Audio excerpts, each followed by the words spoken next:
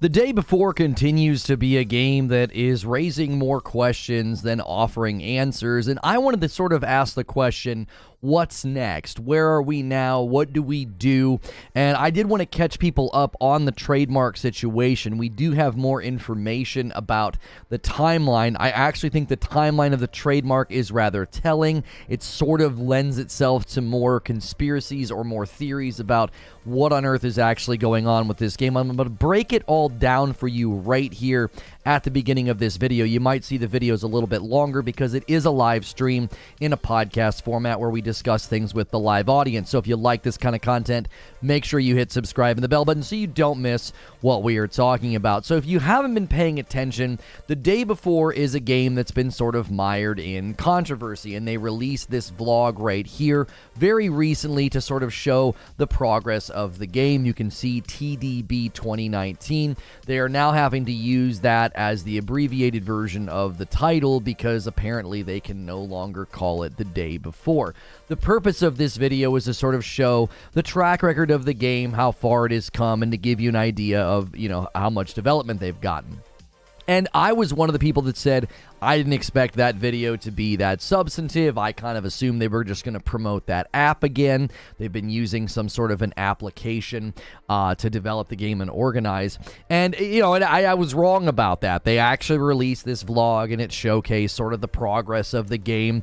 Here's more footage. This is from 2020. Just wanting to show that, hey, the game's come a long way. That was something that they recently sort of asserted in a tweet and in an announcement that, hey, the game has gotten better each and every time that we have worked on it. Well, new information came out about the Trademark.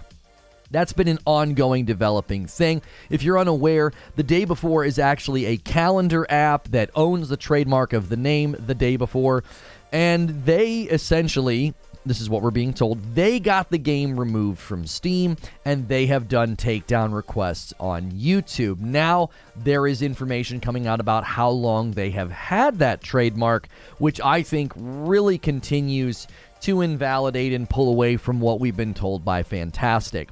According to PC Gamer, The Day Before's calendar app Nemesis confirms it owns the disputed copyright and would like to know that it's been around for 13 years. They would like you to know that it's been around for 13 years. They've been around for a while. This is not a new thing. So I want you to consider that headline for just a moment. Normal process for game creation or app creation, you would see, is there another application or game out there that is using this name? Video games do it all the time. They start securing domains. They start securing trademarks and copyrights. Now, if you track with the Trademark timeline, it starts to get more confusing. Quote, it's been 1 month since The Day Before got unceremoniously yanked from Steam, and its developer Fntastic took to Twitter to announce that it had been removed at the request of a private individual and promised to definitely solve everything. So that was the first initial thing that took place, and many of us thought, that's kind of weird. Why would you not already have this thing trademarked? That seems a bit odd. And they were initially not forthcoming with what was going on. They said it was a known Steam issue, and that wasn't true. So their instinct was to lie. They lied to the public. You can't spin it any other way. They were dishonest.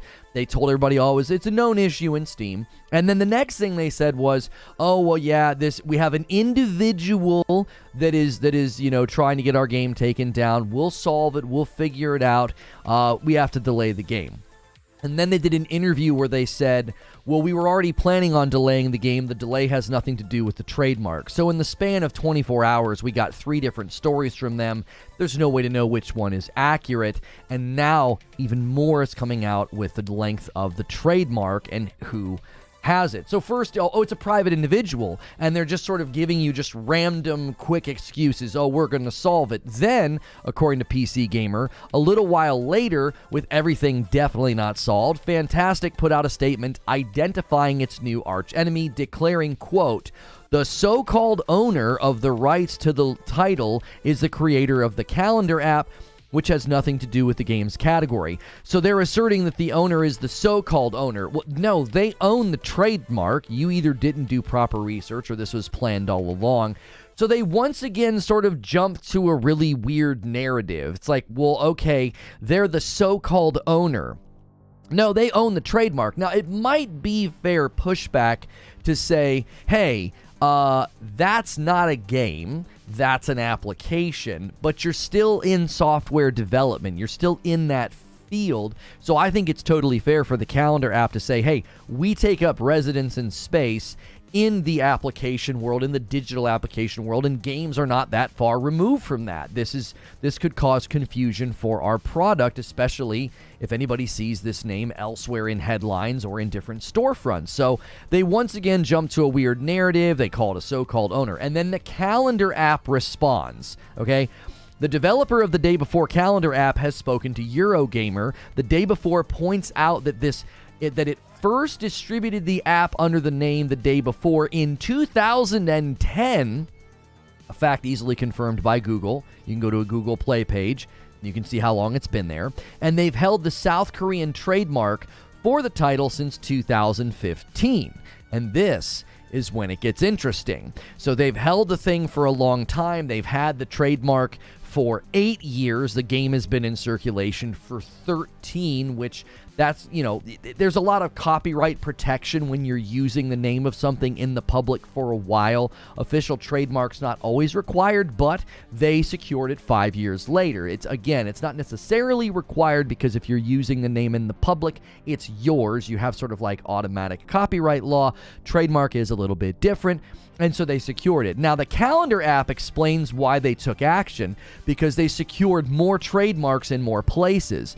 Quote, upon knowing that the game of the same name was produced, the calendar app owners began taking measures to protect trademark rights. They registered for a U.S. trademark in 2021. Not surprising, the Day Before was making headlines. Like, this is plausible that this calendar app got notified, like, hey, somebody's using the same exact name for some post-apocalyptic zombie game. You might want to look into that. So roughly 2 years into the Day Before's development, this calendar app doesn't take action. They don't reach out. They outsmart the game devs at some level. Okay, so these game devs start making a game, they push everything out in Steam, and they don't research the name. Now, the most simplistic answer here could be they're dumb and they didn't do due diligence, or they had no intentions of shipping a game because it's not real, so they didn't do due diligence. I happen to think it's the latter. I don't think we've seen evidence of a real game. I think we've seen evidence of very careful use of assets in certain environments that cannot be confirmed as real raw gameplay footage. And I think if you have no intentions of launching a game, well, then it makes perfectly good sense to not look into any of the legalities of the name that you have chosen. You're not actually going through the normal process of building and launching a game. Now, the trademark is actually held in a lot of places. The copyright and trademark is held for the Day Before in Korea, the United States, China, Russia, Japan, Vietnam, and the European Union. So a question for the trademark issue that I have is, why are they not claiming any of the official videos with NVIDIA GeForce? That's, I think, a fair question. If this is a genuine trademark dispute, why are videos still up? Official videos from NVIDIA, not people repurposing, not people reacting. These are official videos that have not been taken down. I think that calls into question the legitimacy of this. It makes it seem like this isn't really a trademark issue. This was all potentially planned. The Life at Fntastic vlog surprisingly didn't do what I said it was going to do. They actually sent out a bunch of game dev footage showing you the game and showing you the alleged progress that they have been making. I'll be honest with you, I don't see any measurable progress. It doesn't seem like much has changed. Some of the footage looks almost identical as to what it did recently when they tried to prove the game was real. I saw graphical regression, right? Right here, they show 2020 in the current version. Number one, you don't even use the same time of day, so it's difficult to get a comparison of texture, resolution, lighting, or anything. But if you look at the details of her character model and the surrounding areas and the gun effects, it doesn't look any better. It looks roughly the same, almost as if they've created this footage back to back, and again, they're trying to use deceptive means to trick you. It's like, well, put that one at night and put this one at day so people can't really draw comparisons. This was the early footage that wowed everybody. This is the footage that nothing that they're putting out now looks like. Almost photorealistic. That's the girl that's sort of narrating the video. So, yeah, they didn't promote the application, but I'm not seeing any consistency in the footage that they've shown. There's no consistency in quality. There's no measurable trajectory of graphical improvement. In fact, again, it feels like there is a regression. I see clear quality and fidelity regression, which is counter to their claim that the game has continued to improve. Here's their first announcement trailer, that footage there of driving, and then they've done some of the semi-stylized versions and realistic versions. Again, I don't see much of a difference, but these areas of them running around the towns, running around the malls, the lighting effects, the frame rates, the rendering, all seemed kind of strange. It didn't seem realistic. It didn't seem like raw gameplay footage. Now, one might be tempted to think that they're showing us this progress and it means that the game is coming to fruition. I don't think so. You might be tempted to think that. You might watch this video and say, like, oh, come on, man, they're clearly building a game.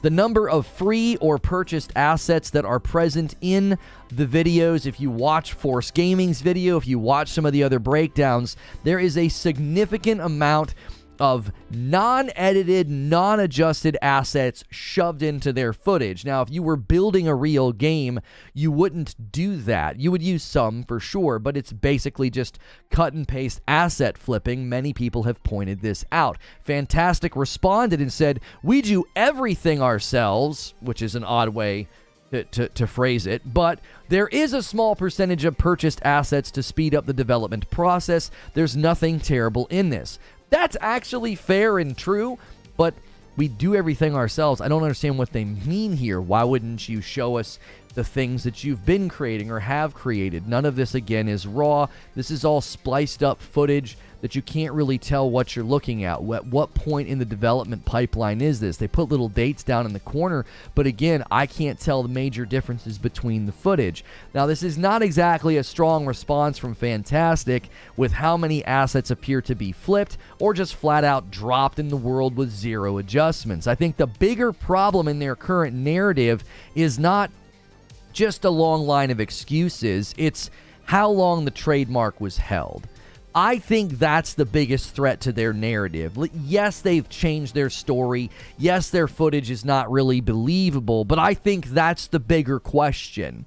A lot of people are focusing on the footage. A lot of people are focusing on the graphics and the assets, and I think that's perfectly well and good. Focus on those things. Break those things down. Make it difficult for these guys to continue to be dishonest. I think they've backed themselves into a corner. I think it's one of the reasons videos started coming down. They want to minimize how much is out there, which is kind of impossible in this, era of the digital age. Everything's saved, right? But with how long the trademark has been held, I think it makes the whole thing feel calculated. Okay, there are two different ways to look at the calendar app securing the trademark after the day before was in development. First, they could have legitimately found out about the day before and they sought to protect their property. It 100% that could be the legitimate thing that happened. Now, all of this would have been maybe potentially handled beforehand. They could have orchestrated this, okay? Now, if it was an honest scenario for the calendar app, if they have nothing to do with the plot, if they have nothing to do with the scheme, okay, fine. But that calls into question whether or not we can trust the developers. Who starts building a game and doesn't go through those proper procedures? You're either completely inept or you have no plans to launch the game, and that's why you didn't go through those processes, okay? It would have been very easy, I think, to intentionally pick a name that you can't use, and then you could have somebody tip off the trademark holder, and it sets you down a pathway that we're on now. This is their exit strategy. That has been my theory. The second way to look at this is it's been planned from the beginning with the trademark holder, okay? Now, this is less plausible because them securing the trademark for their calendar app in 2021, that actually feels like a response. If this was planned from the beginning, they likely would have snagged the trademark right away instead of waiting, right? Because they would have taken the risk of like, oh, if the day before hits the market, somebody realizes it hasn't been trademarked, somebody from the public could have done that, okay? I think the developers saw the name being used and thought, that's going to be an easy way out here. We'll have somebody tip them off that we're using their name, and then we'll have a trademark dispute, and that'll be our narrative to get out of this, okay? So where do we go from here? Let me give you my thoughts. Number one, it's been clear from the beginning that something is amiss with this game, okay? Now we have more concrete evidence that something bizarre has been going on. The best case scenario is that they're just completely inept at basic business practice and marketing. At worst, the whole thing has been planned and orchestrated from moment one. Now, that doesn't mean that the calendar app was involved in the plan, but at some level, this, I think, was the plan from the beginning with the developers. There are giant and unanswered aspects of this that we just don't know, like, why would you do this outside of seeking investment funds or promoting some application? Many people continue to push back on what I myself have said and others and said, why on earth would they do this? Well, I can't give you a good answer outside of maybe they were hoping to get investment funds, maybe they're hoping to get scooped up as talent, or promoting that application. I have no idea. The application in their videos. Maybe this is to promote the calendar application. Now you've got this day before calendar application that everybody's talking about. There's no real way to know. The second thing I want to say is I can't be the only one who at this point would need more than just raw gameplay to be convinced that this is legitimate. I think we would need a playable demo, which would obviously require a lot of steps. The game would have to be reinstated into Steam. I don't think that's going to happen. They would have to distribute a playable build to the public. I don't think any of that's going to happen, but I think that's what's required at this point. You can trot out all the gameplay footage you want. They seemingly are unwilling to put out raw, just genuine gameplay. Everything continues to be spliced up and sliced up. Even the guy sitting at the desk playing, it just had such a farce feel to it. It didn't feel genuine. I've continued to say, if you were making a real game and people accuse you of making a fake game, you would have a strong psychological response to that. You'd be angry. You would do everything you could to prove that you were in fact making a real game. I know what it's like to be accused of lying when you have the truth on your side. It's hard to not go crazy and go overboard in proving the truth. They've been seemingly very placid and flaccid about this. It's like they're not really pushing hard to defend their game. The third thing I want to say is, from where I sit, they created the best narrative armor they could come up with to completely walk away from a game they never planned on shipping. I anticipate hearing at some point this year that they have made the incredibly hard decision to cease all production and walk away from the project. They will likely cite legal costs, production loss, mental health anguish from the negative public backlash, and in the end, it was never a game, and it likely never will be. So my conclusion is, this has to be the single strangest gaming coverage I have ever been a part of. I would prefer to never cover the game again unless something incredible or miraculous happens. Outside of the strange, the bizarre, or the downright unforeseen, I can't see anything ever major coming from this title, right? I anticipate a few more tweets, maybe some updates or vlogs, but ultimately I think they're going to drift into the ether of the internet attention vapor, which coincidentally is the only place where their game exists. And that's the show open. Welcome on in. Make sure you guys are going through your daily morning ritual. Smash the like button. Make sure you're subscribed so you can talk in the chat. What do you guys think about this? This is sort of a new development with the day before trademark. Why on earth you would pick the name of a game that the trademark's been owned and in circulation as an application for a very, very long time? It's not some obscure application either, as far as I can tell. It's quite popular. People have actually, used it quite a bit. What's the motive for faking a game? It always baffles me when I hear about this story. What's good, Feed? I see you in the chat. I can't resub until my stolen card gets replaced. Oh, no worries. I'm sure somebody will gift. We'll get you back in, Nova. Just make sure you have gifting enabled. Who wants to be the first coffee order of the day? Who wants to be the first member of the day? And make sure you guys are smashing the like button. Yeah, I don't know, Watts. I that's the thing. I said that in my show open. Like, I can't give a good answer. Like, I can't give you a good answer. I don't know why you would do this. Unless, again, there's something unforeseen. There's some other angle that we haven't thought of. Maybe they were hoping to get investment. Maybe they were hoping to get scooped up for other jobs. Maybe they were hoping to promote the calendar app. I mean, maybe that's the long game. Homie, I don't know. I can't think of a good reason. Good morning, Sven. Guys, good morning, good afternoon, and good evening. Welcome on in. I appreciate you guys being here on a Friday. We got a full day ahead of you. We were hoping for a Starfield announcement about the showcase. If that happens later today, maybe it'll happen in time for Mike and I to do a live reaction to it. If not, we have a planned discussion to basically be a sort of our final review of Hogwarts Legacy, so make sure you're here for that. And then my wife and I will be playing a scary game tonight. You guys hit that 2,000 member goal. 2,500 member goal. So you get a double header horror weekend. So tonight and tomorrow night, both nights, we'll be playing a scary game. Quintar coming in and starting the day off right. That's how you start off a Friday. He gifts 5 members, and it goes to Bubba, Cisco, Phil, Dawn, and Vedger. Make sure you're set to receive gifts, Nova. You should be one of the first people to get one as long as you've been here. Yo, what's good, Jaretol? Don't put on that your resume, wait 2 years and you never have to mention it as part of your job history. Why hasn't the publisher spoke up and said something like, we are keeping in contact with the dev, we have seen and played builds of the game? That's the thing. The publisher has said virtually nothing. The publisher has said virtually nothing. I have no idea. The publisher could be a part of this. You know. Final review, does that mean no more Hogwarts gameplay? I'm not saying no more Hogwarts gameplay. I just think I'm far enough of the game, and Mike's beat it. Mike's on his second playthrough. We thought it would be a good time to be like, okay, let's do kind of a complete review. The only thing I can't speak to at this point is basically the end of the story. I think I'm far enough in the game to speak about virtually everything else. The publisher is Mytona.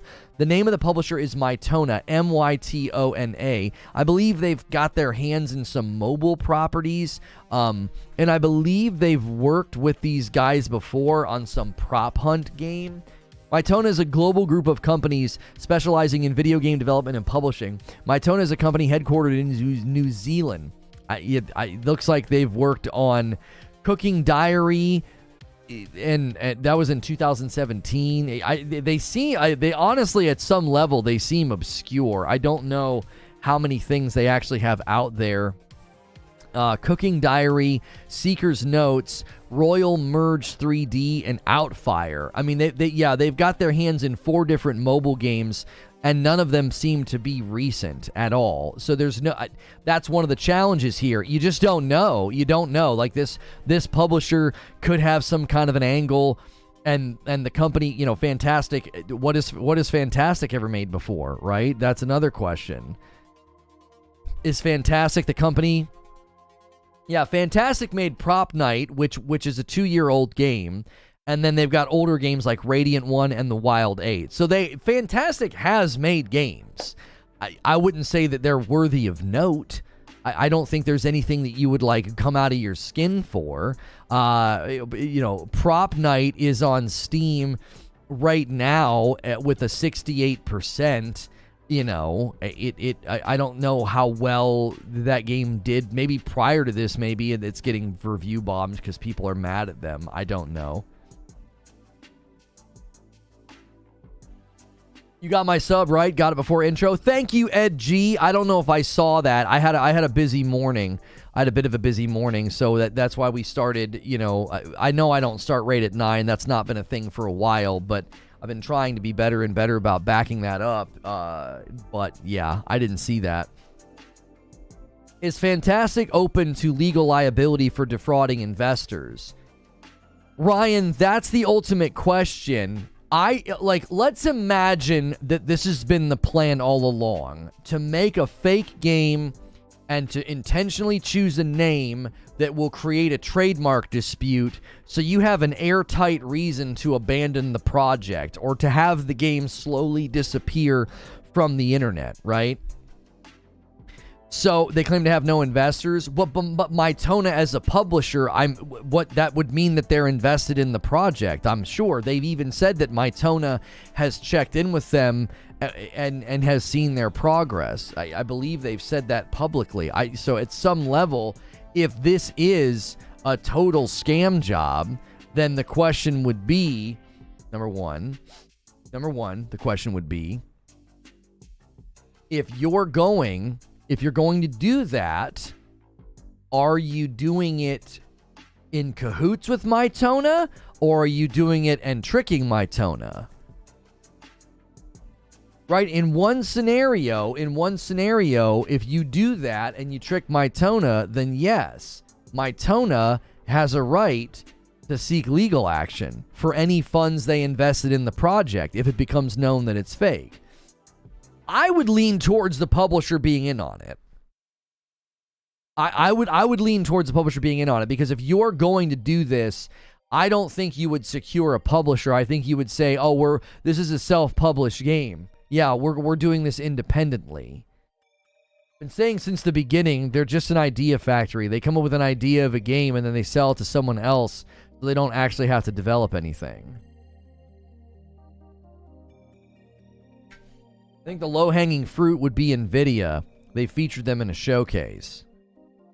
Yeah, I mean, NVIDIA could say, if you go and look, like the NVIDIA GeForce YouTube channel has the day before gameplay videos. They're officially still there, right? If I'm NVIDIA, I'm saying, hey, wait a minute, that reflects really poorly on our brand. I don't know to what degree, though, they could seek damages. To what degree? They could maybe seek direct damages if NVIDIA gave any money to the project, but if all they did was slap together a video, that production loss and then, the video needing to basically probably be taken down at some point, NVIDIA would take that off of it's on their NVIDIA GeForce YouTube channel. They'd have to take it down, and if they do that, then they could, I don't know what kind of damages they could claim, though. Because you'd have to prove... So you'd have to, pretty much prove significantly that was damaging to you, and that, we deserve some money. This is how much we lost. That would be the problem. Is you'd have to prove measurable damage, and I don't think they could do that. I think that would be a challenge. That's the thing with this situation is Fntastic seemingly has been very careful to not pull other people or other companies in, right? So was the game being the top listed game on Steam part of the scheme, or were they expecting it to be on the DL for a while? That's the thing I don't know, Patrick, because they garnered a ton of attention very, very quickly because their game looked really promising. It seemingly came out of nowhere. I actually do think the branding looking so similar to The Last of Us, I honestly think there might have been some people in Steam that thought it was The Last of Us prequel or something, or DLC. It literally looked like The Last of Us artwork. I don't know if you could account for that, though. The number of people that were interested in this game, I think it was because the gameplay looked too good to be true, Using the dev as a shell company for money laundering, worst case. So, yeah, that could clean the money up. If you've got money you need to clean, you could create a bunch of bank records and statements of, hey, we were paying these developers to build this game, and then you've got your perfect out. Oh, yeah, we had to cancel the project. Yeah, we've suffered a lot of loss. Somebody made a mistake. Somebody made a clerical error. Due to the trademark dispute, we can't go forward with production. Well, now your money's clean. And you can just walk away. It would be like if, let's say you had a bunch of dirty money, okay, and I prop up some business venture and you fund the business venture, and then the business venture fails. I'm like, yeah, thanks for all the money. We worked really hard on this, but this trademark dispute, you can't go forward with the business venture. Well, the money's clean. You've not lost the money. I wasn't actually using it. English O with 18 months. I've run out of dad jokes for my milestone chat. I need to wait for some more to become fully grown. Oh my god. I knew. I literally knew as I was reading it. I was like, this is going to turn into a dad joke. I knew. It was like putting my hand in a trap, knowing it's going to snap shut. I was like, yeah, this is not going to go well. I knew it. Just change the name, no biggie. Yeah, right? But that's the thing. They can claim we've lost through the legal battle, through production loss. They can argue that, like, yeah, we have to cancel the whole thing. It's not sustainable now. Just change the name of the game. That's right, Ghostface. That's what many people are probably going to say. If they shutter the game, if the day before never ever happens, if we don't get a day before release date, I mean, if you don't even get to play the game yourself, because at this point, that's what I would need. I would need to play the game myself. Like, you got to ship out a demo, or I just am going to assume you're lying to me. Because at this point, I have no reason to believe anything that you're saying. This is a case of fake it till you make it. I don't think so. I don't think so. Change it to tomorrow because tomorrow never comes. Oh, gosh. Stop. Also, the lie over the reason it was removed from Steam didn't help this case. Steam error. Right. Thanks to Paul being in their Discord server at the time, like, we got 3 different stories. When it got removed from Steam, their instinct was to lie. That's telling, okay? This is a little sensitive for me, but if you pay close attention to people, and if their instinct is to lie and to make stuff up, and then they backtrack and things get deleted and removed, that's always very telling.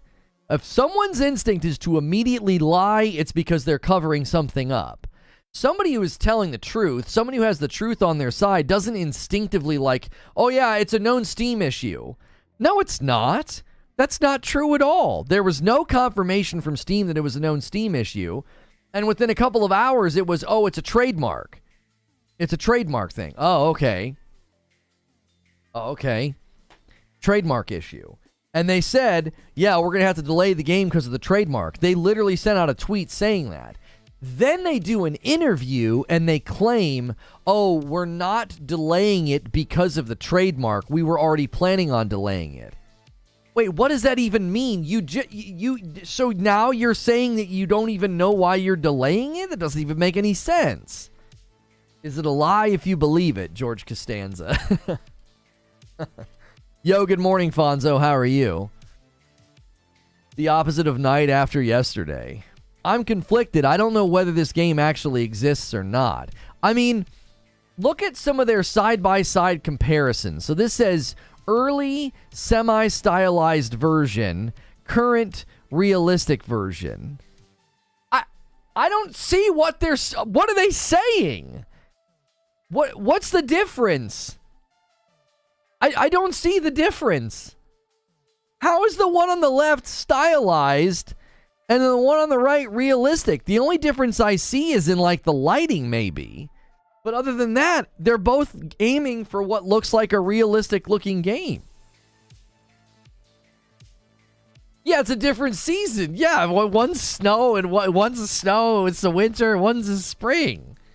The money laundering explanation makes the most sense. Like, look at the way the car moves. Look at the way the light hits the tire on the back of the car. Like, back here. I don't understand how the one on the left is semi-stylized and the one on the right is realistic. Looks like cheap asset flip, but poorly done. I don't understand what they gain by lying about seemingly everything. I'm telling you, I think the money laundering is a great explanation. I really, really do. Yeah, here's another comparison where seemingly the lighting has changed. I will grant you that, but that's not a side-by-side. That's not a side-by-side. Why wouldn't you go to the same place in the game? Corporate would like to know the differences between these two images. That's right, Robert. It's that meme. It's so that meme, bro. It doesn't look that different. Okay, and again here, you're not really giving us a true side-by-side, so it looks like your lighting system just changed. Like the way you're doing global lighting and shadows and shade, But again, it's so difficult to tell because the lighting isn't hitting the buildings in the same way. It's not the same time of day. Like the one on the right looks like it's almost like, you know, early morning into high noon, and then the one on the left looks like the sun is setting. It's like yeah, the day is almost over. This is from them. This is their official video from 2 weeks ago. Yes.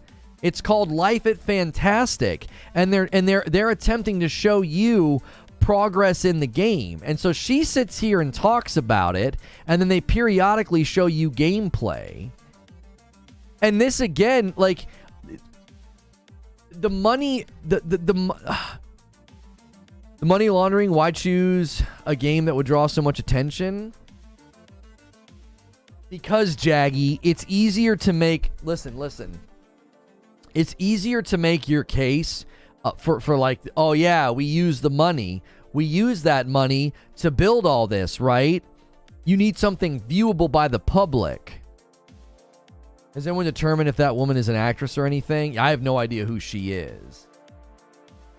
Think about it. If you convince the public that you're building some big, massive game, and then that big, massive game has to get shut down due to trademark disputes, you now have like a public track record of, yeah, the money got spent. Look at all the stuff we were building.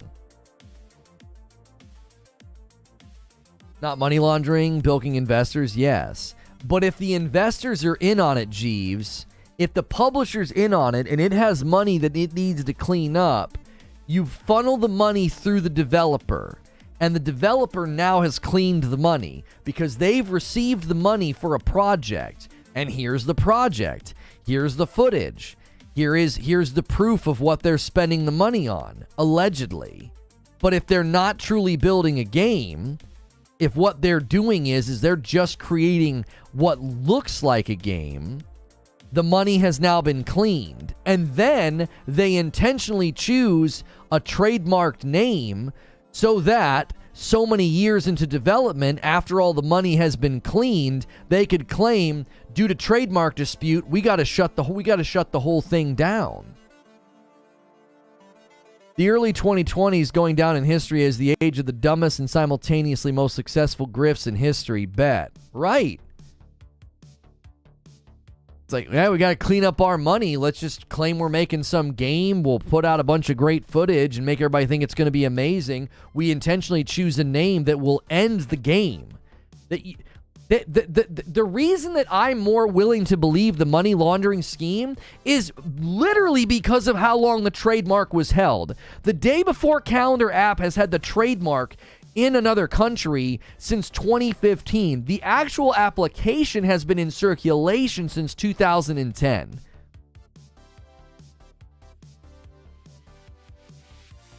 Right? In my mind, if you're gonna do this, you intentionally choose a name that can be disputed. Why wouldn't they just change the name to avoid the trademark dispute? Wouldn't their financial backers demand that? That's an excellent question, 3 Mile Island. That's an excellent question. I believe that they are using this all as narrative armor. It's narrative armor. They have set up a narrative so that they can claim, due to the legal disputes and the production loss and the inability to use the original name that we wanted to use, we have had to cease production of The Day Before. Good to know the size of the team. Isn't that the largest cost? Right. That would be one of the questions. If you've gotten all this money from the publisher, then who's all been working for you? How large is your staff? If you're just tuning in, we're talking about The Day Before. They released a vlog called Life at Fntastic. We're still trying to theorize why you would why would you make a fake game? Why would you do it? It doesn't make any sense. Like plot armor. Yeah, I think the trademark dispute is plot armor. They need a way out. From the beginning, they knew what they were doing. They intentionally chose a name that could end production, that could yank the game from YouTube and from Steam. It's all part of the plan. It's all part of the plan. Because think about it.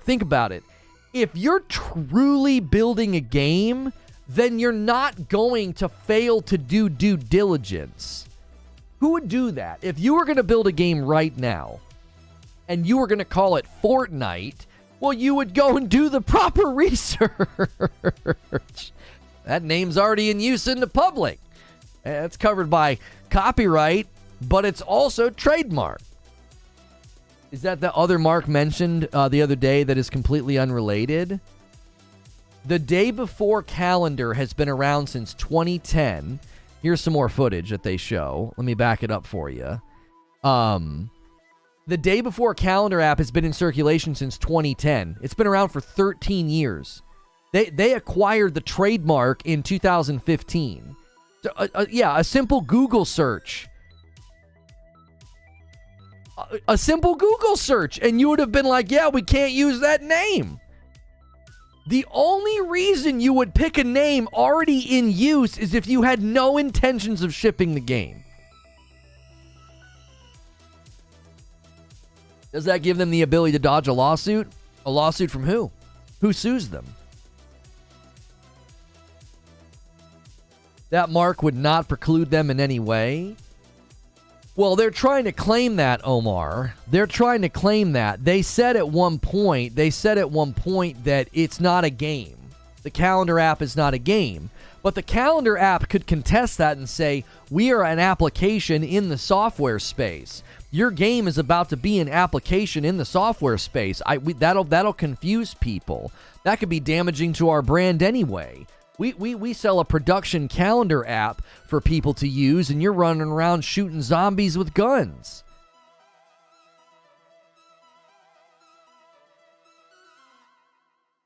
NVIDIA invested money? We don't know if NVIDIA invested money. NVIDIA has an official video on their NVIDIA GeForce YouTube channel. Why do the models look like Fortnite now? Yeah, this right here, this is supposed to convince you that the game has come a long way. This. They intentionally do capture at night so you can't frickin' see anything going on. I just want you to watch the right side of the screen. I want you to watch the right side. Look at her. Look at the gun muzzle flare on there. What is that? If anything, the gun movement and on the left and the gun flare on the left looked better. It looked better.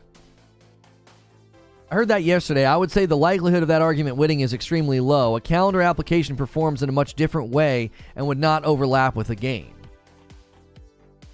So what you're saying is, Omar, if they walk away due to the trademark dispute, you're saying they could have fought the trademark dispute and won easily? Eugene says your game is crap and all this negative press is hurting my app. Yeah, you could argue that. You could argue that the negative press is negatively affecting your application and what people think about your application. It's all pre-installed assets in UE5. Yeah, and they tried to respond to that. Their response to all of the asset usage is so bizarre. They said, let me find it. I gotta scroll up here. They said, we do everything ourselves, but there is a small percentage of purchased assets to speed up the development process. There is nothing terrible in this. But the people that have combed over all of the footage and all of the trailers have pointed out it's constant just dump of assets, non-modified, just assets dropped in the world. Trademark dispute is the way out to take the money. Yo, what's good, Zubair? I don't think they would have one easily, yes. What do you say, Zubair? Says Solemn. Yeah, that's my idea, is they're gonna use the trademark dispute to be like, it's too costly for us to continue. You know, we had to halt production, we had legal costs, this dispute, the mental anguish from the public, outcry. I really want you to look at what they're claiming here. So the one above is semi-stylized and the one below is current realistic, okay? All I see that's different is they changed the texture and they increased the light source. Oh yeah, Omar's the best source on this. He literally works in this department. This is what he does. He does trademark law. I would feel pretty confident at our chances to challenge that dispute, says Omar. I highly doubt a Trademark Addy would try to back down on that one. It isn't even that costly at the onset. If it's over that, they're full of it. Yeah, there's the Force Gaming thread. Yeah, the day before, brought to you by the Unreal Engine free asset store. Yeah, a lot of the assets aren't even purchased. They're just free. Another reason to question what's going on. You like the stylized more? Yeah. I don't it's such a marginal difference. This is an early stylized version of a zombie. Again, they're what they're calling stylized just looks low texture. Now, I'll admit the faces do look quite a bit different. They do. And the clothing does look more detailed. This is the one time I will say, okay, I understand the current realistic versus the non-realistic. And here again, look at the muzzle flare on the right. There's something so off about that compared to the one on the left. The one on the left is still just cycling through what look like flat 2D sprites, and this is doing the same thing. It's literally just rotating a flat 2D sprite. Keep your eye just on the muzzle flare. Just watch that muzzle flare. It's literally just a 2D sprite rotating. It's just a flat. Look. Let me frame by frame it for you. The one you can see gases coming out of the rifle. Just pay attention to the muzzle flare. This again is why it just doesn't look like something that's been really built. Single-handedly dismantled a money laundering operation. I'm good. I'll just play State of Decay. Here we go. You ready? Come on. Okay, here we go. Frame by frame. Look how many frames it's up there for. Okay? 3 whole frames. 1, 2, 3, 4. It's so weird. 1, 2, 3, 4.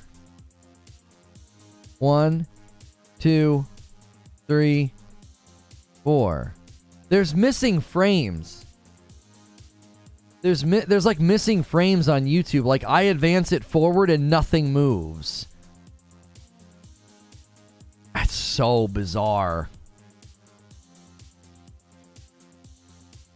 Yeah, they're just JPEG muzzle flashes. Hang on a second. Let me make sure I don't have this thing sped up. No, my playback speed is normal. That looks so wonky once I let it play at normal speed. It gets cut off on a sharp edge. It's not even a complete circle. Yeah, it literally looks like they just photoshopped like a muzzle flare and just put it on the edge of the barrel. Omar, isn't this a South Korean dispute though, says Eugene. Omar says the initial challenge would be office action, which is purely argued in writing. Couple grand, but nothing ridiculous as far as legal costs go. I think the challenge would be, Omar, is the trademark is owned in so many different places. They'd have to fight this in multiple different venues, not just here. Not just here in America. Let me scroll up. The calendar app told Eurogamer that it currently holds the copyright for The Day Before in Korea, the United States, China, Russia, Japan, Vietnam, and the European Union. So you'd be dealing with all of those countries' trademark laws. That's essentially where you'd have to fight this. If you guys have been enjoying today's stream, if you've been enjoying the breakdown of the footage, make sure and smash that like button. The more likes we get, the better the video will find people on YouTube. If you found me today through a suggestion or one of the pages on YouTube, thanks for being here. Be sure to click subscribe. Be sure to smash the like button. It's free to do those things. And the more often you're here, the more likely it is you'll get a gifted membership. We've already had 5 gifted members today. And every 25, I have to gift 5, so appreciate you being here. If you are one of the members, make sure you're in the Discord and make sure you're here tonight. My wife and I will be continuing our gameplay of The Devil in Me. We're going to be playing a scary game tonight and tomorrow night. You guys hit so many members that you unlocked the doubleheader horror weekend. Doubleheader horror weekend. Can't they just change names? That's what a lot of people have suggested. Just change the name of the dadgum game.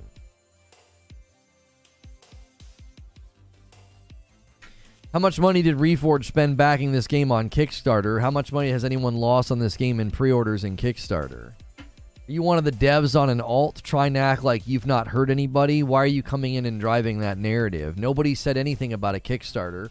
Nobody has said anything about people losing money. You're interjecting that into the narrative. Nobody this morning has said that. Nobody has said anything about people losing money or people being defrauded. I don't know why you're coming in and proposing that that's what we're talking about or that's the issue. I actually think the money laundering, feed, I think the money laundering theme is the best theme I've heard. I think it's the best theme because it's the best theory. Because it makes perfectly good sense. It's like, well, you create the image of this big, huge investment in a project, and then you create narrative armor to walk away from the project. Can we talk about a real game? If you don't want to talk about what we're talking about right now, there are plenty of other channels on YouTube you can watch. Coming in and saying that like you don't like the current subject, leave then. Go watch another video. My channel is not here for you to dictate what we talk about. This looks fun. Is it a new game?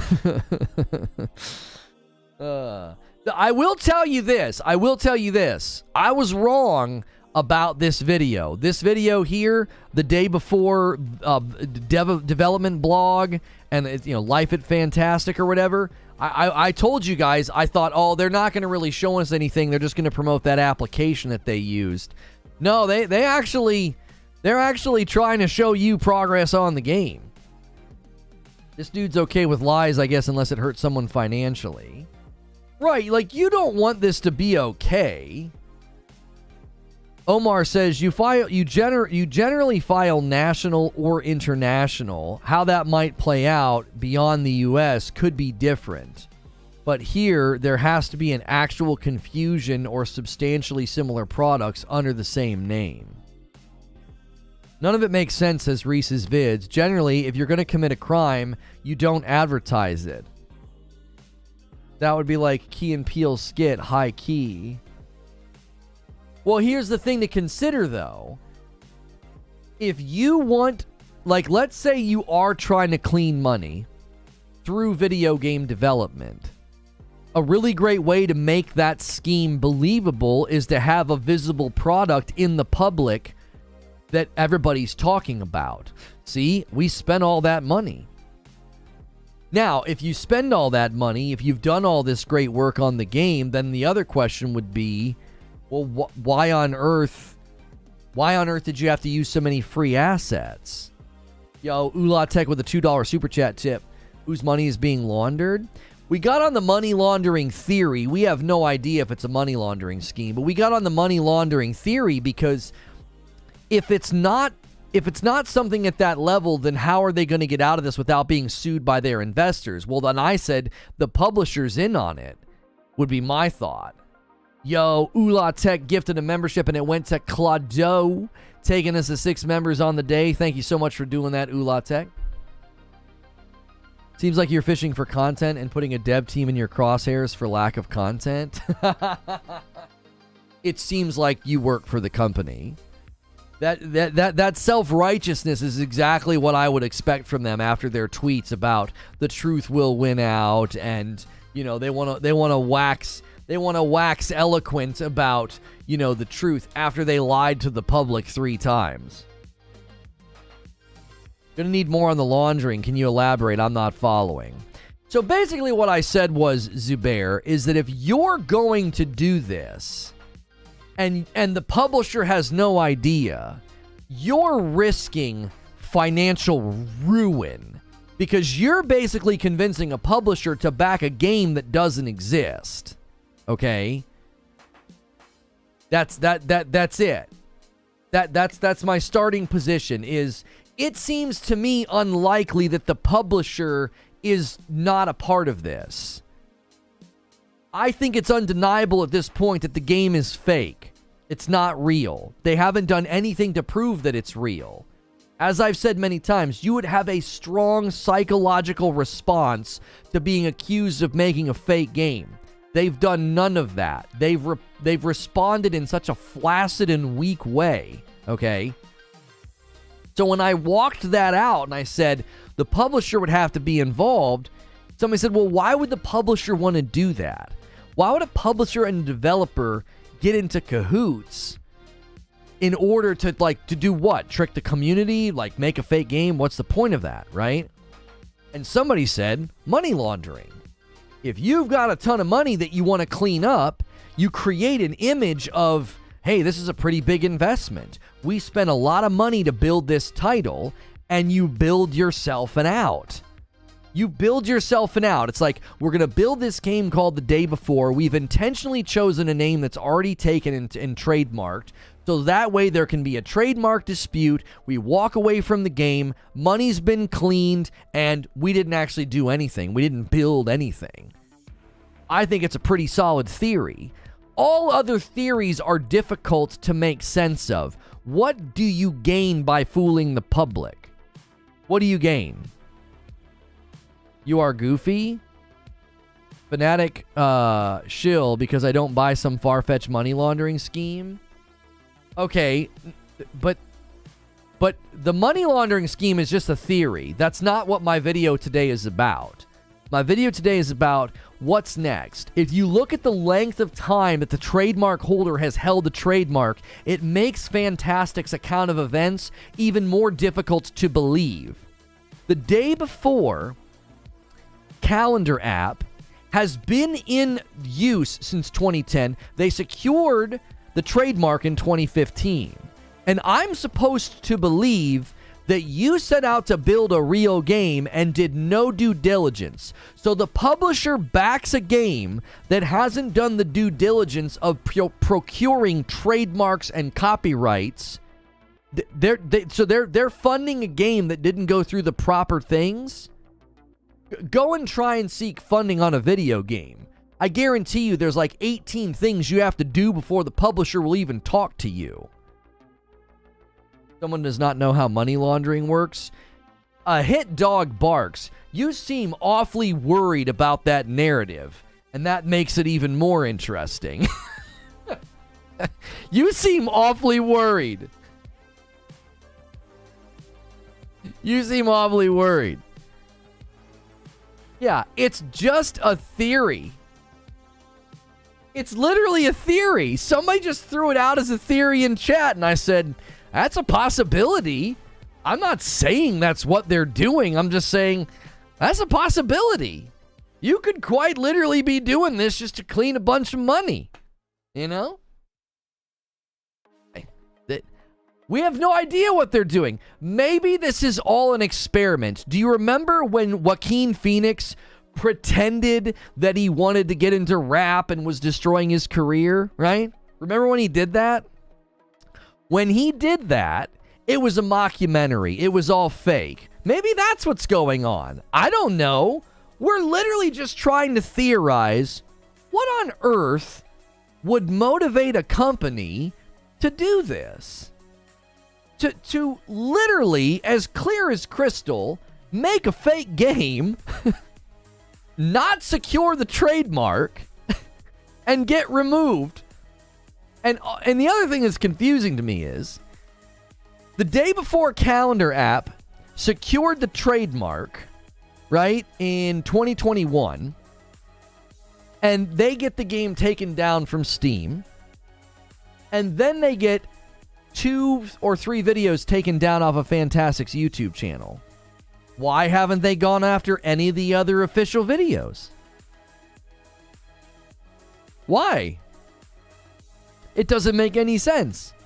There are official videos on the NVIDIA GeForce channel under the name The Day Before, and those videos are still up.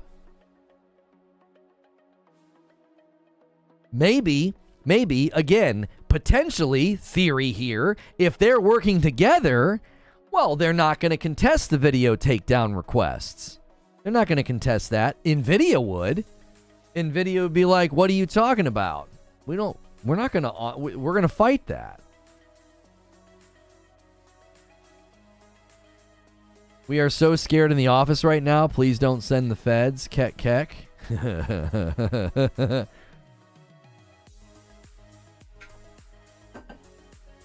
It would be incredibly easy for them to prove this is a real game.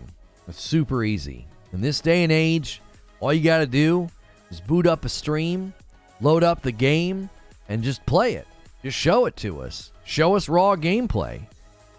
Not some fade-in short when a guy's holding his cell phone of some guy slowly playing on a mouse and keyboard. You know what I'm saying? It wouldn't be that hard. It really wouldn't be that hard to prove the game is real. It really wouldn't. Boot up the game, start screen, click new game. Yeah, go in, do it all, and have somebody sitting there doing it. And even then, listen, at this point, if like we need a playable demo, or I'm kind of like, that could be fake too. Like, it'd be really hard to know. It's like so much of it seems so fake. Oolah Tech with a $2 tip. So laundering more likely than standard fraud. I didn't even have money laundering in my head this morning, but when I trotted it out logically and I basically said, listen, I think the publisher has to be in on this. That's my theory, is that there's no way a developer would risk financial ruin to pull a scam off like this. They stand to gain nothing by making a fake game and then getting discovered by the publisher. The publisher would shred them. You would be completely and utterly ruined, like jail time ruin, right? So I was just throwing that out there. Like, the odds are the publisher's in on this because the publisher's done virtually nothing. The publisher has done virtually nothing to respond here. They apparently have been tracking the game and the milestones and everything else, right? In my mind, they're in on it. But then you have to ask the question, what would be the point of that? Like, logically speaking, you have to start to reduce things down to the most likely explanation. The most likely explanation is that the publishers are in on this because it seems way more unlikely that a handful of people at Fntastic would try to scam a publisher and the public, because if you scam the public but you don't take any money from the public, you are under no risk of class action. No one can sue you. That's why when Royal Dank came into the chat, I immediately sniffed it out. I was like, well, how much money did Reforge give it? How much money did it get from Kickstarter or the public? They're immediately going that route to be like, we didn't take any money from the public. We've not defrauded anybody, right? There's no chance of a class action. But I'm telling you, if the publisher's not in on it, you got way bigger problems than the public. If the publisher funded a game that ain't real, you don't got to worry about me. You don't got to worry about John Q. Public. You got to worry about the publisher, and they'll fleece you. They will absolutely shred you. Because most publishers have reasonably deep pockets and a legal team, and a lot of these developers of this size probably don't. Eugene says this seems too public for money laundering. You open a bakery or some crap, and you make it look like the cash came from selling cupcakes. Yes, but see, Eugene, if you're worried about getting audited, in my experience, Eugene, liars always overcompensate out of fear. They always overcompensate out of fear. And the beauty of hiding it in development is, can you really quantify the cost of development? Can you? You can quantify material resources coming in, staff, making cupcakes, selling cupcakes. Like, all of that can be tracked at some level, and you wouldn't be able to substantiate the number of cupcakes you allegedly baked. But in development, you just log your hours. You just log your hours and say, yeah, here's the game we were building. Yeah, the trademark dispute, we had to shut down production. Yeah, we got rid of everything. We terminated all the assets. We deleted everything. Yeah, it's all gone. But these videos, look at these videos we made. Look at these worlds we were building. Yeah, this is all proof of our work. Don't you see, like, if you're going to be dishonest, you're going to overcompensate. Like, that's why I think it's a solid theory. It's a solid theory. It's like, how are you going to substantiate the cost of development? How is an investigation going to be able to say, no, you didn't, since 2019, mind you, since 2019, you didn't log all those hours. You didn't work all that time and substantiate all those costs. Do you see? That's our plan. You got us. You actually do work for the company. I knew it. I freaking knew it. I knew it. I mentioned them on Twitter today when I went live. I was like, I wonder if they'll stop by. You know? They went awfully quiet. You know? They went awfully quiet. You do. I genuinely think it. I genuinely think that's something that works in the company. A hit dog barks. You're super defensive. It's just a theory. I'm not an investigative journalist. I don't have any smoking guns here. I'm just talking with a live chat on YouTube, and somebody threw out that theory, and I thought, that'd be a really great way to clean a bunch of money up. How could you track that? If this publisher has been funding this company since 2019, and they have proof of work viewable to the public, right? And now all of a sudden it's not in Steam. Now all of a sudden the odds of the game coming to market are low. Perfect narrative armor to shutter and cancel the project. Don't you have to sell a product to clean the money, though? Like the cupcake example, even if I don't sell any, you can show sales. It's like you're ready to defend against It's like you're ready. It's like you're prepared. Don't you have to sell a product to clean the money? No. No, you don't. You don't have to sell a product to clean money. I could literally create a shell company called Maid's Mission. And Maid's Mission cleans houses. And for 3 years, I could launder money through that maid company and give it all to the shell company. And my aunt owns that shell company, right? There was nothing sold. I'm just paying her for services. How do you track those services? Yeah, the Maid's Mission came to my house every day and they cleaned. Do you have any proof of that? Well, we have logged hours. We have receipts. Well, where are the sales? What do you mean? There is no sales. I paid them for services. The publisher paying the developer a lump sum of money, and that company using that money to develop a game, money is clean now. The money has changed hands. The money is no longer in the hands of the publisher. The money has been handed to basically a shell company.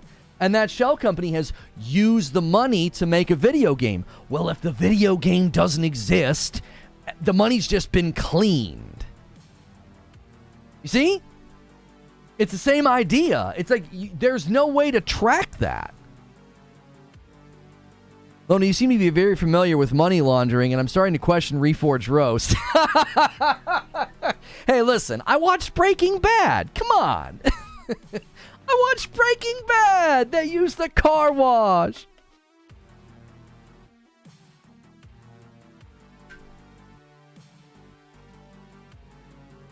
What's your bagger gang call this, right? A dishwasher is no match for ones. Look at those Ever's Bin places. Lono, you seem to be... I already read that. Lono's about to go missing. Yeah. I wish I worked for some mega-minded criminals. Check Discord for my questions. Murph says, look at this from NVIDIA's view. Wouldn't a fake game damage their reputation? Has NVIDIA confirmed they're working with Fntastic? I don't believe this game is real, but I have I don't wonder what's going on with the game. Well, here's the thing, Murph Dog. I don't know what NVIDIA's position is on this, but NVIDIA could come out and say, listen, all we were doing was showing off technology. We didn't vet whether or not it was a real game. We're just showing off technology, lighting effects, RTX. Like, that's all that matters to us.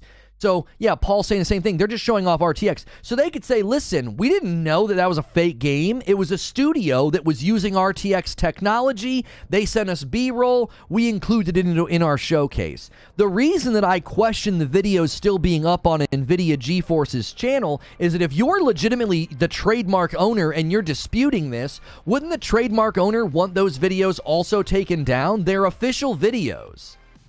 It's not a reaction video. It's not some third party. It's an official video from NVIDIA. Cleaning is the sale for the made biz. The publisher's the one laundering the money. No, the developer would be laundering the money. They're cleaning the money. Let me make a more one-to-one analogy. I create a shell company and a business proposal, and I'm investing. I'm going to be the publisher of a cell phone application, okay? And I give this company a ton of money. I'm just funneling money to them. They're going to the bank and they're saying, hey, we're receiving funds from this guy here to work on this application. Here's our business proposal. Here's our business name. We've got an LLC. We're receiving these funds. Put it in the bank. That money has now been cleaned. No sale has happened. No items have exchanged hands. I'm purely investing in a product. Now, that shell company could be making literally nothing. They could be literally going to an office and playing Xbox all day, and they're not making anything. And if I'm in on it, I know they're doing that. They've created the appearance that they're making an application. Fast forward a couple of years, now that all the money has been adequately laundered and it's in a bank account clean as a whistle. No, nothing wrong with it. It's all in the hands of this company. That company could come to me and say, listen, we lost production, we lost this, we lost that. This thing can't come to market. It's a failed business venture. I would like my money back. No problem. No problem. Yeah, it's fine. Here's all the money back. or you just you bake it into the contract. You could bake it into the contract. I don't get any of my money back. I just suffer financial loss. Oh man. What a bummer. I really thought that application was going to be killer. Right? So they could either be like, yeah, here's your money back. Yeah, here's your money back. Or I never get it back. You bake it into the initial investment contract to where if and when unforeseen or unmitigated circumstances lead to the cessation of this project, then no funds will be returned. I'm trying to learn here. Seems like money laundering is easy. I'm not saying that it's easy. Likely, if that amount of money traded hands and the product never came to fruition, there would be an audit. There would be an investigation. The IRS would take notice of that. They would say, hang on a minute. This business received, over the course of 3 years, this business received 7 figures and nothing was ever created. It would get investigated. It's not that easy to track because, trust me, like, I have my CPA handle on my taxes because I don't freaking know how any of this stuff works. I don't want to get in trouble. Here, you handle it all. They comb over everything.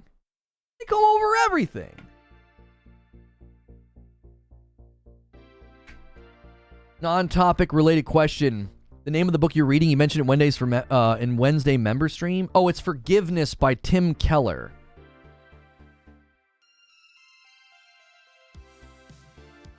I'm missing where the dirty money comes into the system. I have 100,000 in dirty cash from selling crystal. What now? You funnel it through the person making the mobile application, Zubair. You and I are in an agreement. Zubair, you and I are in an agreement. We're going to clean your 100 grand. You're going to invest in my mobile app.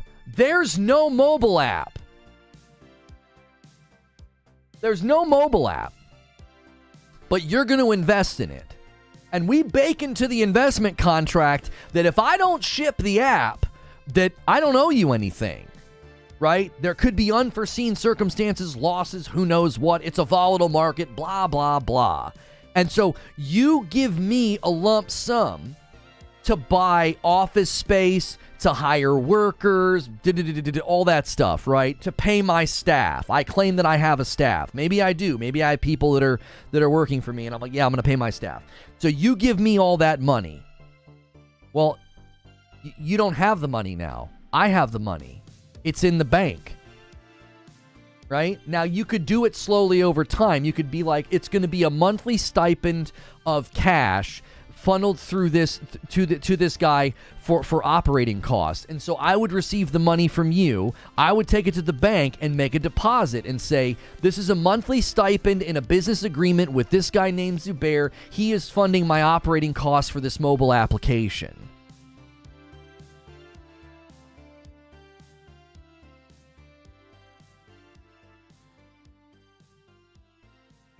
This is a better criminal enterprise education than prison. You would get caught. You would get caught. This is all movie talk, right? Any cash deposit over 10K has to be reported. Right, Zubair. So that's what I'm saying. I don't know if there's other ways to set this up. I'm not a financial guy. I'm not a financial guy. This guy threw out the theory in my chat, and I thought, that's a plausible theory as to why you would be funding a fake game. You'd be funding a fake game. What if you do it as a wire transfer, Zubair? We don't know the status of the money. If the money was a wire transfer of an investment, the money's traded hands. The developer has it now.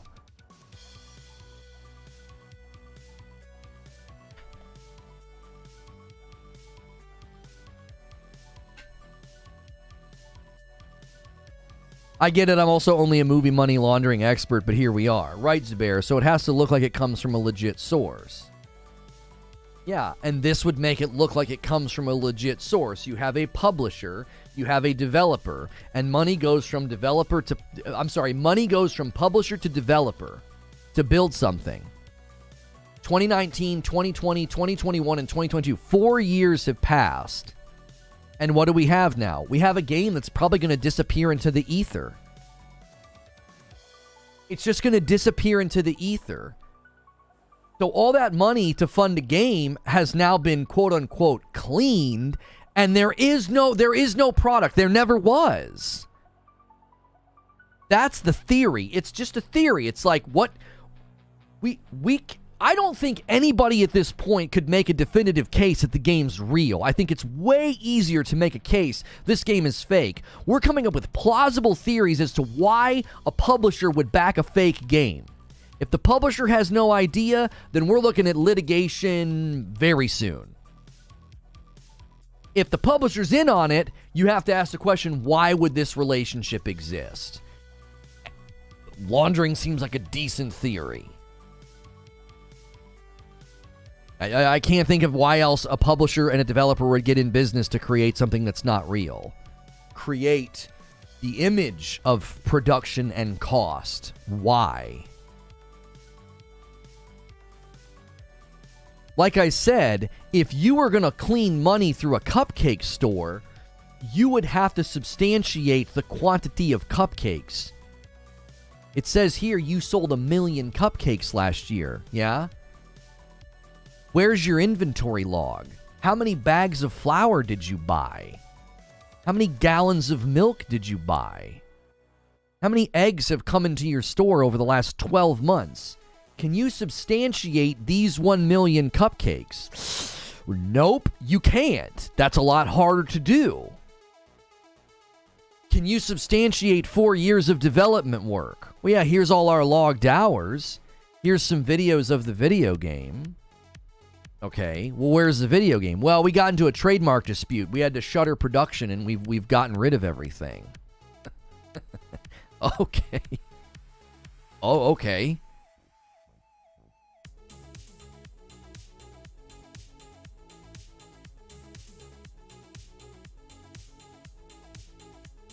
I was actually the guy that said it was a money laundering scheme.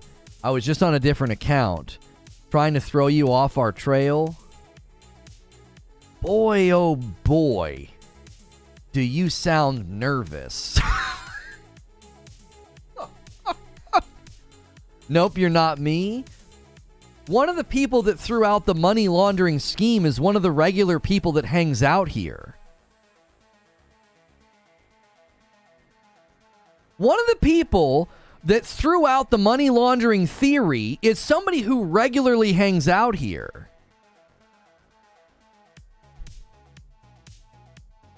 Chat, did we crack the case? Chat, did we crack the case?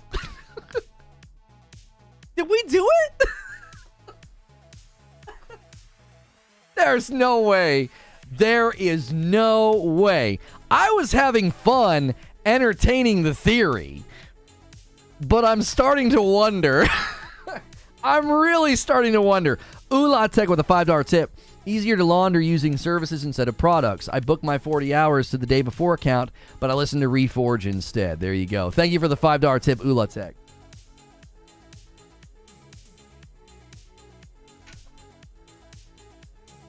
Yeah, I've seen Ozark. Yeah.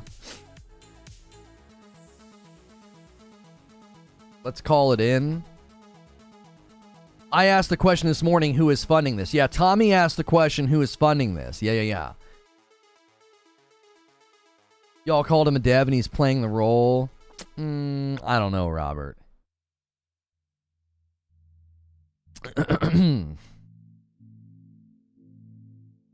I don't think it's that either, RT Mayday, because there's too much evidence of intelligence. I don't think that's it either. Usually in laundering, you're sprinkling dirty money in with the clean revenues being generated. Doing it through development would be difficult. Why would it be difficult? If they're publishing the game, they are giving money to the developer to operate. So let's say they want to clean up $250,000. You would fund the game for $500,000. You would bake it in with the dirty with the good. You'd bake it all in. Here you go. Here's your $500,000. And that would be clean money now.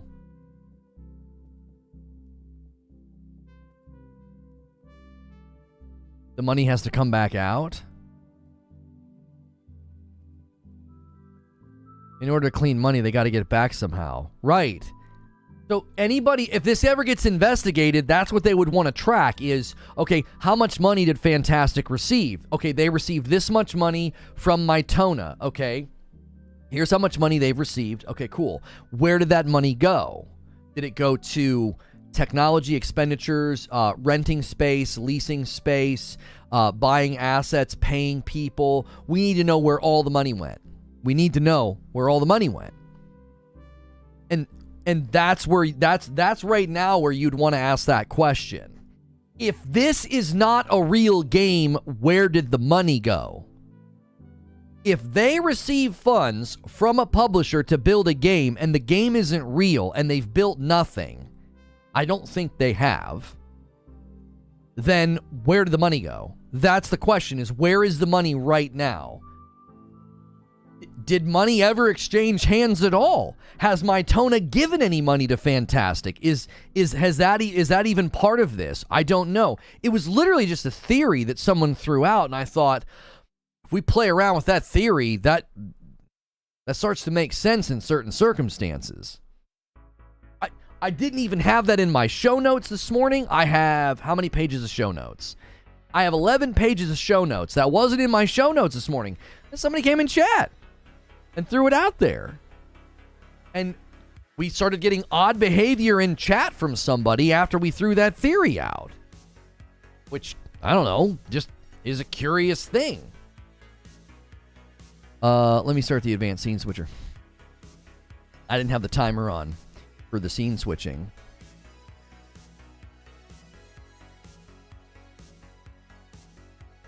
Do they funnel fake pre-orders, mix the clean and dirty together?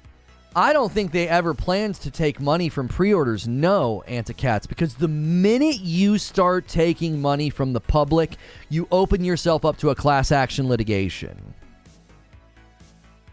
Like, seriously, the minute they start taking money from the public, they open themselves up to class action litigation. That's why, as soon as Royal Dank said, how much money has Reforge given to the game and how much money did people give to the game? It was an immediate defense of, we haven't received any money from the public, right? They thought through that. We will never take a dime from the public. The minute we've taken money from the public, we could be brought to class action litigation. We'll get sued if the game never comes to fruition. Now, I think if you do it through Kickstarter, I think there's terms of service that protects you to a certain degree, because people have backed things on Kickstarter before and then the thing never comes out. I think that's baked into the agreement. Like, you give money to them knowing that it might never happen. You know, you can go kickstart a board game and then the board game never ships.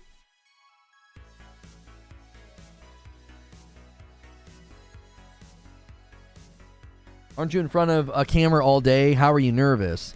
That's just in front of a bunch of idiots. Real people will see this. Hi, Mama.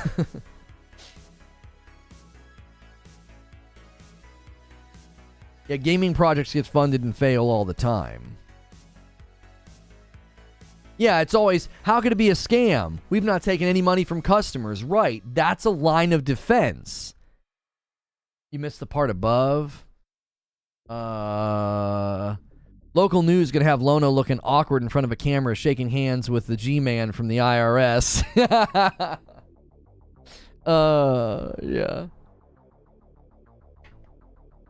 Why are you sweating so much? It's Kung Pao chicken. What's that from?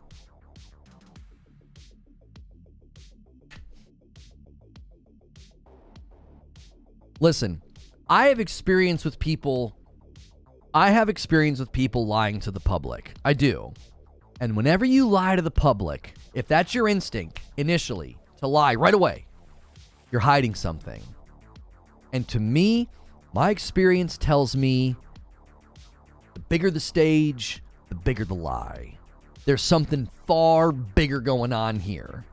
If your instincts, no, it's a known Steam issue. Yeah. That's why it got removed. Oh, no, it was a trademark. Yeah. We have to delay the game. And then, within a couple hours, no. We were already planning to delay the game. It's not because of the trademark. It's like, whoa, what's going on here? What are you trying? What are you protecting? What are you hiding? It's got to be something big, because at every turn, your instinct is to just make something up. I have experience with people. No, I have experience with people lying to the public.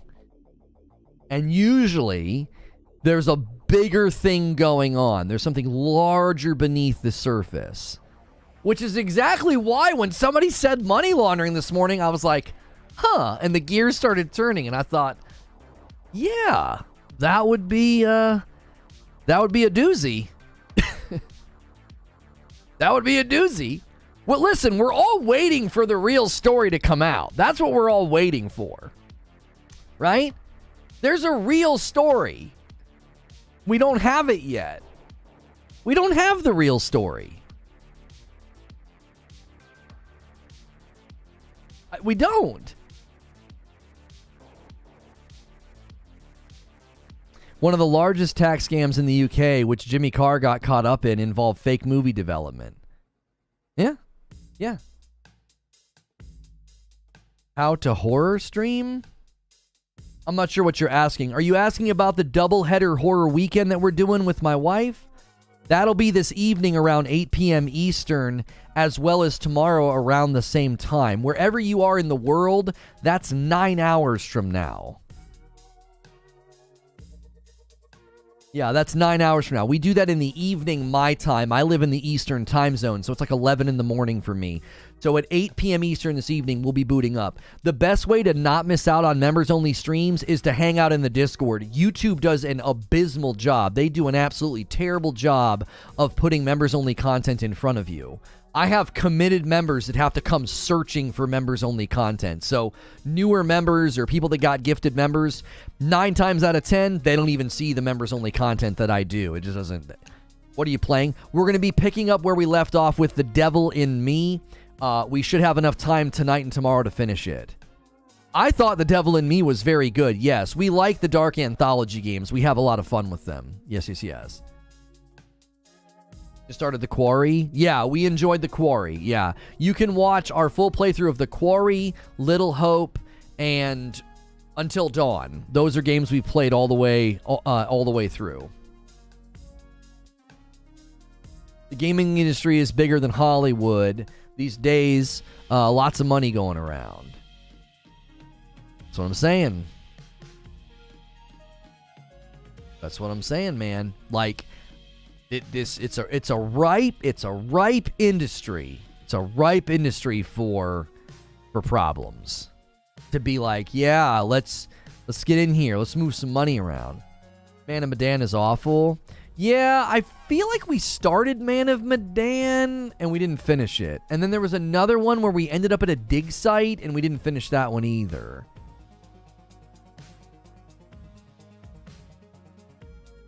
Laundering means they obtain the funds illegally through concealment of the origins. It's usually from a foreign bank or a business. I'm going to wait for your future show stating the I told you so. It's going to be glorious if it comes to fruition. That would be pretty crazy.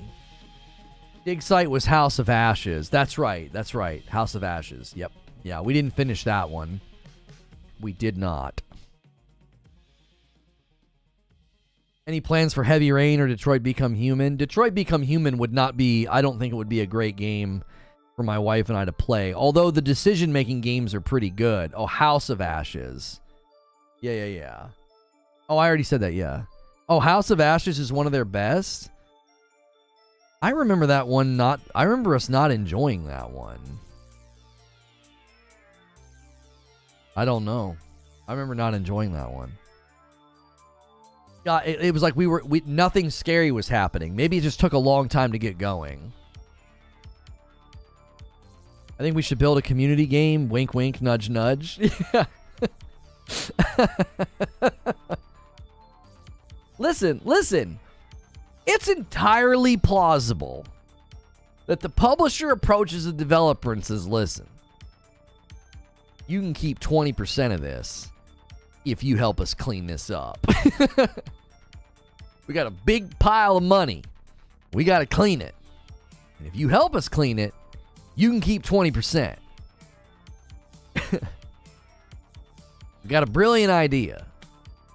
Game development's expensive, isn't it? Does the government truly understand it? Have you watched the American government try to grapple with video games and technology and the internet? They look kind of dumb.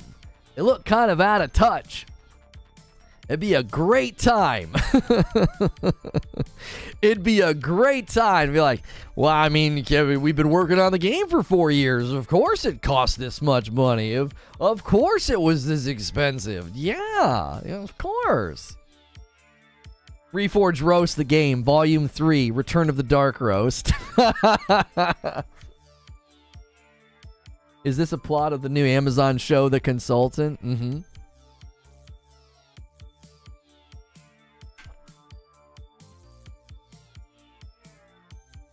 It's a slow burn? Okay. I say that as an American? I say that as an American. Our government looks pretty poor the last couple times technology's been discussed at like a congressional level. They look like a bunch of old fuddy-duddies that don't understand what in the world's going on in the world. What is a tic-tac, a talk? They look awful. Have them look like they were ready for retirement a decade ago. And the others just look like they don't have any clue what's going on. Realistically, in your sincere opinion, what do you think is the next update of this situation? My prediction game's pretty strong in the gaming world. I got a pretty good batting average. I think at some point in this year, the whole thing gets shut down.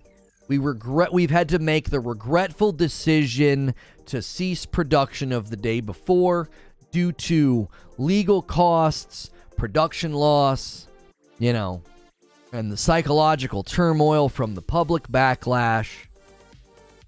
You know, they'll turn themselves into a victim, and then that'll be the end of it. It'll disappear into the ether. It'll never be back in the Steam store. It'll never be back in the Steam store. That's not part of the plan.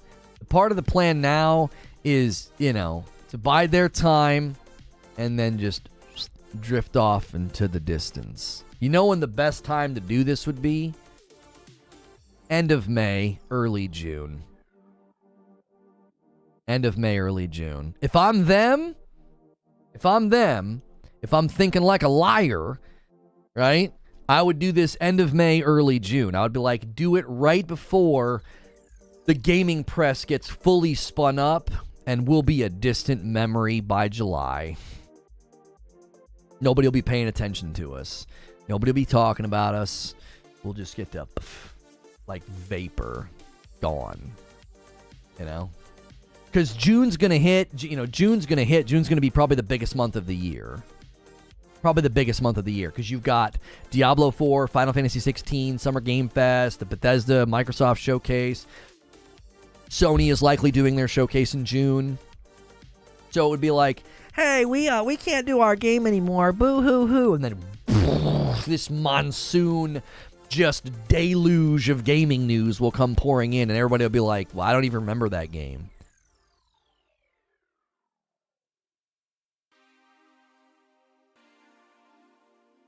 Don't give them ideas? What do you mean don't give them ideas? This is probably already typed and ready to go. This is already typed up and ready to go. It's already typed. I looked up. Oh my gosh. I've never shown this to you guys before. I looked up.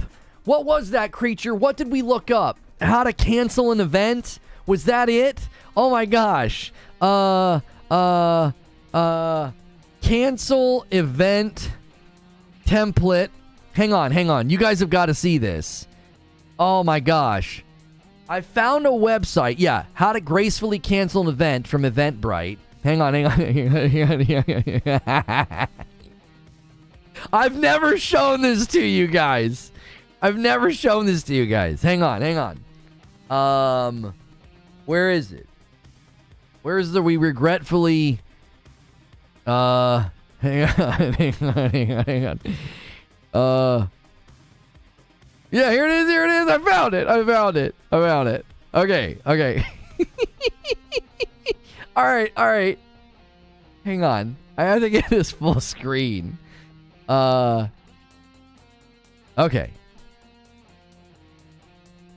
Where did it go? Here it is. So I want you to read this. We regret to inform you that we have made the difficult decision to cancel event name due to this. Okay? Was there more? There was more, wasn't there? Hang on, I have to find their official announcement. Hang on. I gotta go to Twitter and find their official announcement. They literally...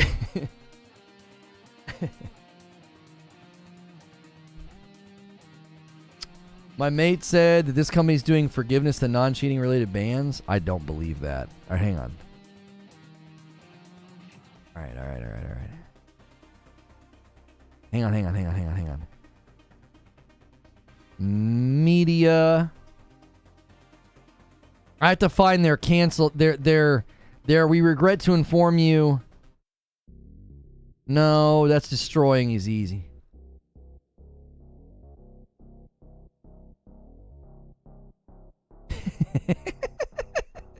This is it. All right. Hang on.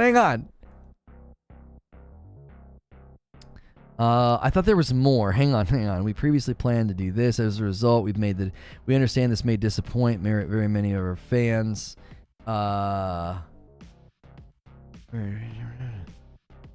We want to ensure we release the best possible.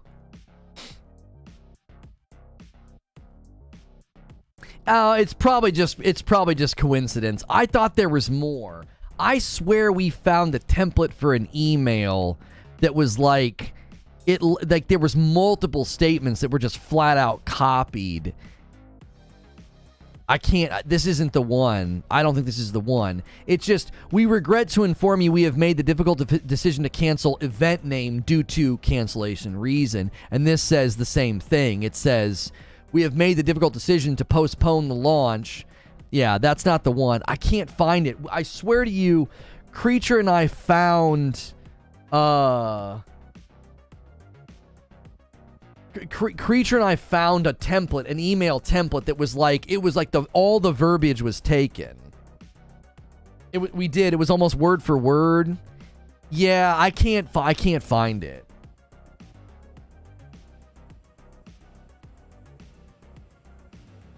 So,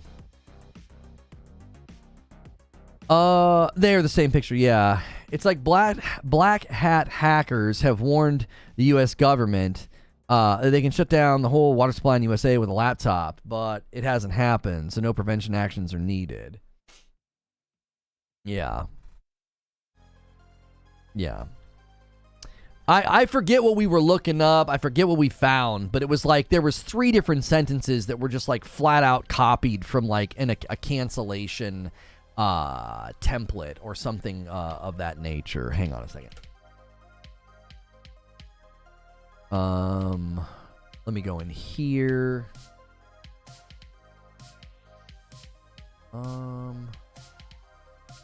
Live. All right, I gotta get some stuff copied over really quickly. All right, here it is. Here it is. So, fundamentally, at the end of the day, we wanted to revisit this topic. And the reason that we wanted to revisit this topic is because we felt like we kind of left it hanging in the air, okay? We kind of left it hanging in the air, and I wanted to finally say, all right, listen, this would be, for the time being, this is my final piece of coverage on this. You know, we covered it quite a bit, and then when I made my predictions about whether or not they would promote their app or whatever in their one video, I was like, oh, they're just going to do it again. They're going to promote this app. That didn't come to fruition. So I wanted to revisit it, update you guys on the vlog that they published, update you on the trademark situation, because I feel like that information was really important. It's like, listen, we covered this. They made their claims about the trademark. I made my own predictions about the trademark, and I was like, listen, we need to do a show where we revisit it and say, all right, here's what's going on. Here's what's happened with the trademark. Here's how long the trademark's been held. Here's how long the calendar application has been in circulation. So we wanted to revisit this. Every once in a while we do uploads, and we hadn't come back to this one. We hadn't come back to this one in a while. So that was why I wanted to revisit it. So obviously, I made my own predictions in this stream about how, this is how I think it's going to go. This is how I think it's going to happen. So if more comes to light, if more things transpire, then we'll obviously revisit it. But for now, I didn't want to just leave it hanging in the air, because we did an upload about this about 2 weeks ago. Genuine question, Skog, with no respect owed to you at all, your question is not made in good faith. I don't know why you would come into a variety gaming talk show while I'm talking about the day before and want to dig up something and say, do you miss the games at times like this? Like, yeah, I would prefer, if that's what you're going to do when you decide to meander back in here, whenever you decide to listen, either if you genuinely support me, read the room and don't ask questions like that, or just don't ever come back. You know what I'm saying? That's the nicest way I can say it. That's the nicest way I can say it. That question doesn't sound like it comes from a kind place. It sounds like it's got a knife in it.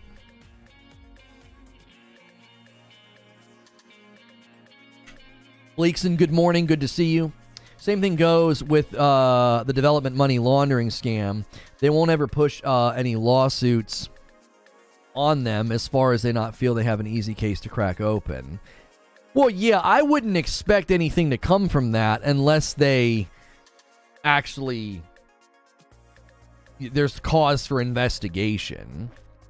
There's a game coming out on the 9th of March. They've sent me a code for... Papatura, the visually stunning game set in a unique handmade paper world with an immersive story and challenging puzzles. Xbox and PlayStation, I have a key for you right here. It's a true labor of love. I've never heard of this game. There is no embargo, so feel free to cover the game whenever you're ready. Oh. I don't think I've seen this game before. Papatura? Oh, it's an old game. It's been out for a long time. That's why there's no embargo. So 3 months ago, they have a launch trailer for Switch. Yeah. It looks really, really cool, but it wouldn't be something that I could cover because it would perform terribly. You know? Been listening to you at work too much recently at work and literally told one of my coworkers to stop being so pedantic. Tell him not to be pedantic. You know what I mean? Here comes Bellex. What's good, Bellex? I'm not even laughing and you're here judging. Lono, you already stated this week that he doesn't miss it. Oh, he's already stated this week he doesn't miss it and doesn't mind when it's brought up because of people mentioning life. Well, there's your answer. Well, I don't know if I necessarily meant that, like, it's okay to come in and ask me questions about, like, do you miss it at times like this? Like, come on. That doesn't seem like a genuine question. And also, I was more speaking in the context of, like, if it comes up in comparisons, like if we're making like live stream game comparisons, I don't mind if it comes up, but I don't want people coming in and be like, what do you think? Are you going to play? Are you going to cover it? Do you miss the game? Like, you're not asking that in good faith. That feels like you're holding a knife. You know what I mean? You're like, I don't know. That doesn't feel kind. Is this a bad time to ask about bounties? Cross-contamination with food, unfortunately, that takes me down for a while.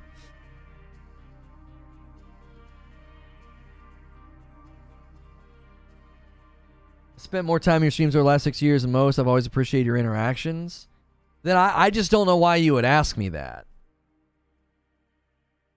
I'm not saying you're okay with people bringing it up. I meant you responded because people have brought it up. Oh, I get what you're saying, Solemn. Right. Yeah.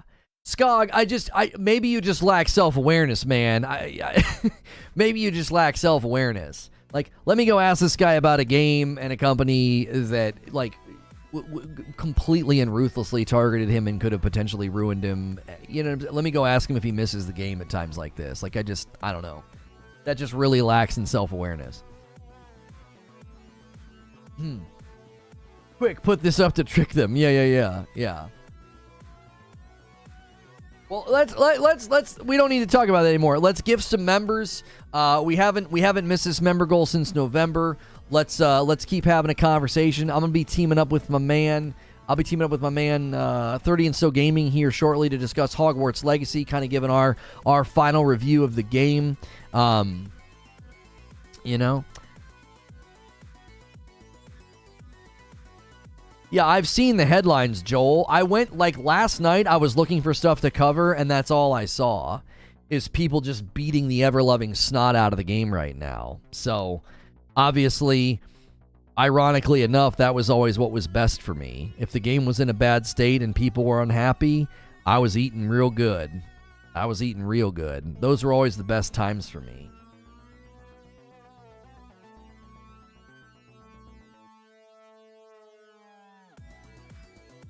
You forgot Mike's name?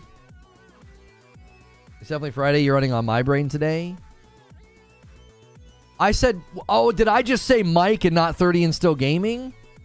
I mean, I just maybe that I was just referring to him as his name. I feel like maybe I shouldn't assume that. Like, I feel like people here know who Mike is. A different era with a $5 super chat tip. I gave you the name Destiny Jesus. You're still the best person to cover and don't cover it anymore. Says a lot. I appreciate that.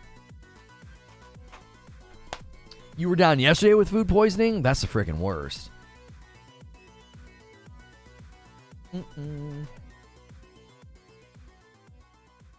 I'm here every day. When'd you cut your hair? I'm here every day. Also, when'd you cut your hair? Yeah. Problem is, I already found out, but sometimes it's just bad luck. Cross-contamination is a thing, especially when my problem is pork. Yeah, we deal with cross-contamination concerns because my daughter has an extreme allergy to eggs, and so many people don't understand. Like, anybody who uses the phrase cross-contamination probably has a better understanding of how dangerous food can be for some people. Are you going to stop threatening me? I cannot support you if you're threatening me. Short shorts and leg warmers? How dare you, sir? Wait, what are you talking about? We didn't hit the goal, YouTube lurker. Listen, YouTube lurker, unless you're going to single-handedly... Like, I would give you guys one more day. I'd be like, all right, if you guys hit it to today, I'll give you that. There's no way, bro. There's no way. You would have to, with someone else or a handful of other people, you'd have to give 1,100 members. We're at 2,400 members right now. I would literally give you guys the opportunity to do it today. Sure, if you can get us to 3,500, I'll give you your leg warmer Just Dance stream. I'd be tempted to give it to you if you just got to 3,000. If you just got to 3,000, I'd be tempted to give it to you. There's no way. As long as the 4,000 member goal to shave your beard is a running goal, as well as 5,000 to eat peanut butter ribeye. Yeah, I'll do a peanut butter ribeye. Sure. Limitless Gaming says, one at a time, chat. Here we go. He just gifted one. There we go. While we wait for the stream with 30, do your best. Take your best shot. Take your best shot. YouTube Lurker's like, okay, I'll do it.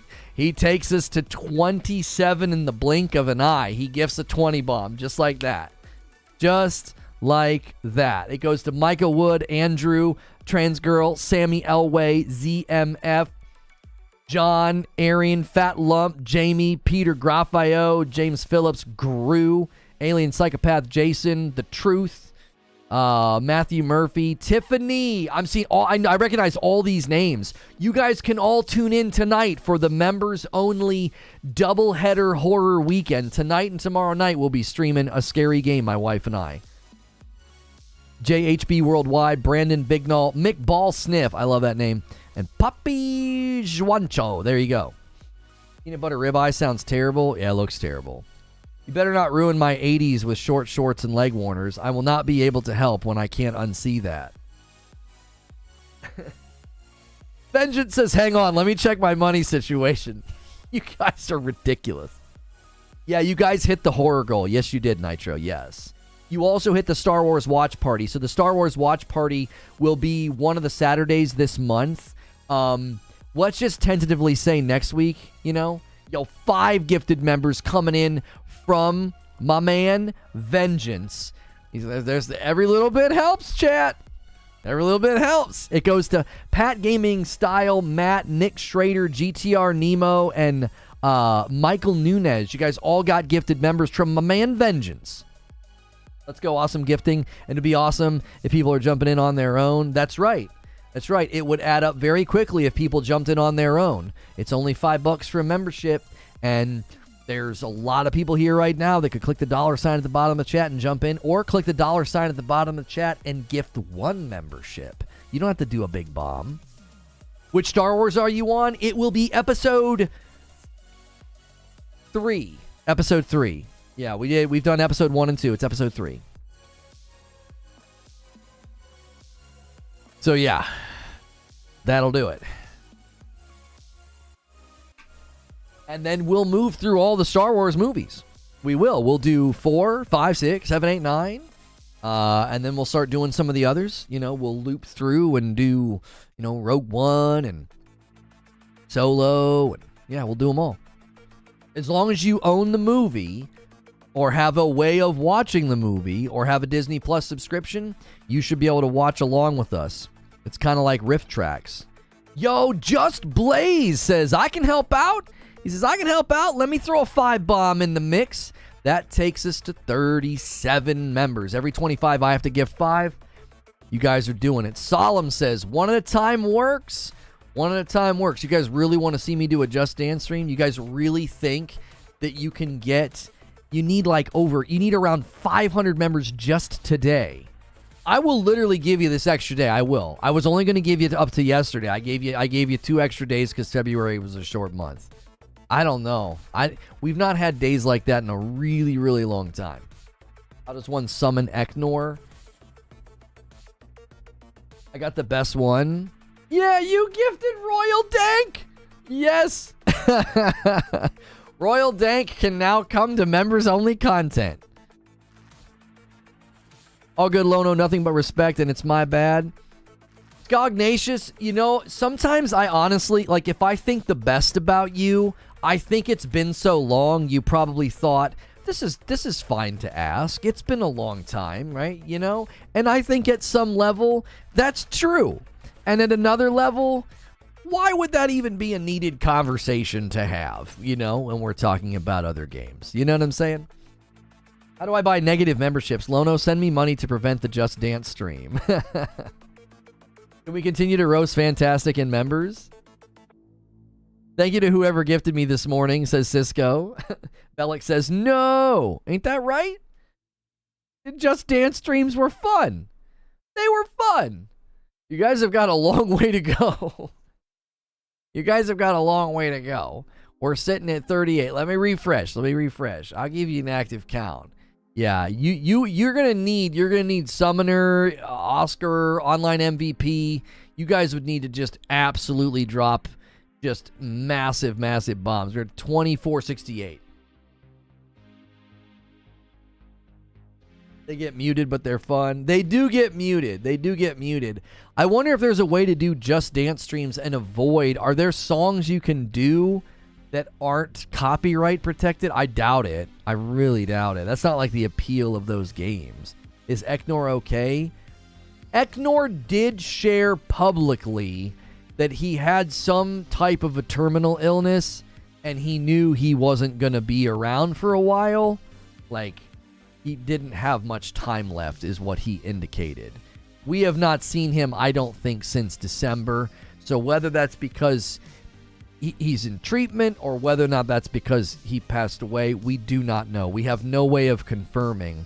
So I think he put a stamp on this community. I think his generosity, his DNA, his fingerprints are still here.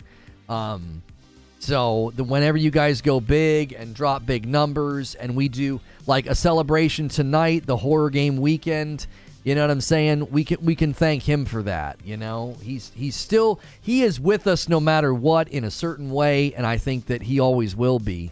The vibe and the culture here and the gifted member initiatives really, really changed. And a lot of that was because of him.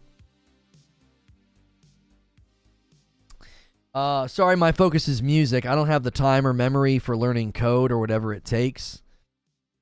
I mean, listen, man, if you were just here having a good time and messing with us, whatever, if you genuinely work for the company, I really hope y'all make it out okay, especially if you were one of the maybe you're one of the innocent ones. I don't know. Ecknor is a huge part of getting this stable. That's right. You wouldn't have a show if it wasn't for people like him, if it wasn't for people like YouTube Lurker, Online MVP, Quintar, and Vengeance have been very, very generous. Oscar's been very, very inconsistent and generous. That is very much something that Ecknor was organically a part of. So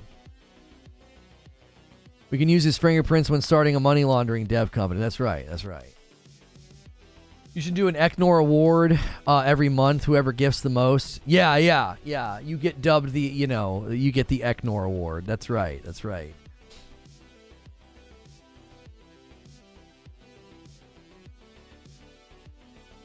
We need a weekly Ecknor award for the biggest contributor. I know, like, I wish I had a good way of tracking gifteds. It's really, really hard to track gifteds, mainly because it's like you guys just go crazy some days, and then I go on the back end and I can't see who's doing what. I'd have to track it actively in the chat, you know. Maybe a daily Ecknor award would be a little bit easier, to track. And then you could do a weekly, like who got it the most. I don't know. Can we all agree to call it the Ecknor Award? I'm fine with that. That doesn't bother me at all. We can't. We'd have to do it manually. Yeah, there's currently no way to track things like that. Yeah.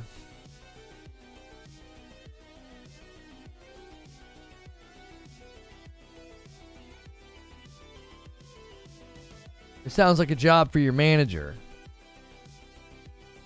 Who's Ecknor as a content creator? He was a community member here who gifted more members, I think, than anybody else. Like, there was a couple months there where YouTube Lurker, I don't even know how many YouTube Lurker did, but I think Ecknor even outdid YouTube Lurker. I think there was a month where YouTube Lurker clearly had the most, but then there was another month where they were, like, competing, and I think Ecknor just absolutely blew everybody out of the water the one month.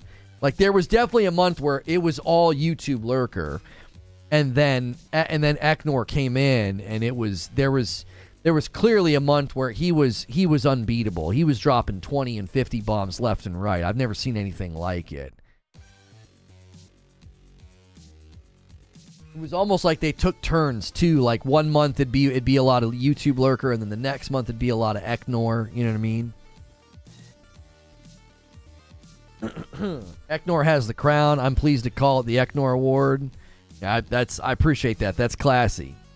Yeah, Insomniac Black gifted a lot. That's right. He's been really busy lately, but yeah, he gifted a lot too. That's correct. There's been a lot of people over the months that have gone crazy. You know, I mean, right now you need like 500, so you would need 100 people to do 5. It's fine. If we don't do it, you know, it'll be a tough month. It'll be a tough month because it kind of goes every other month.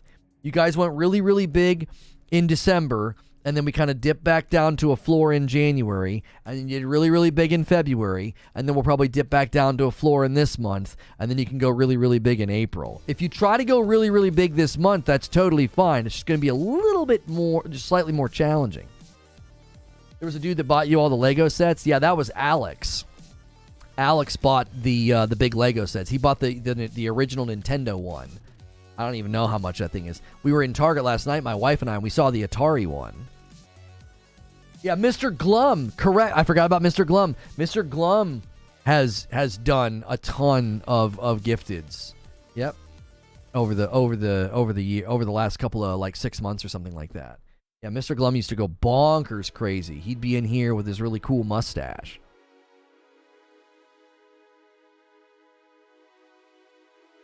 If iPhones allow gifted subs, I would definitely help more.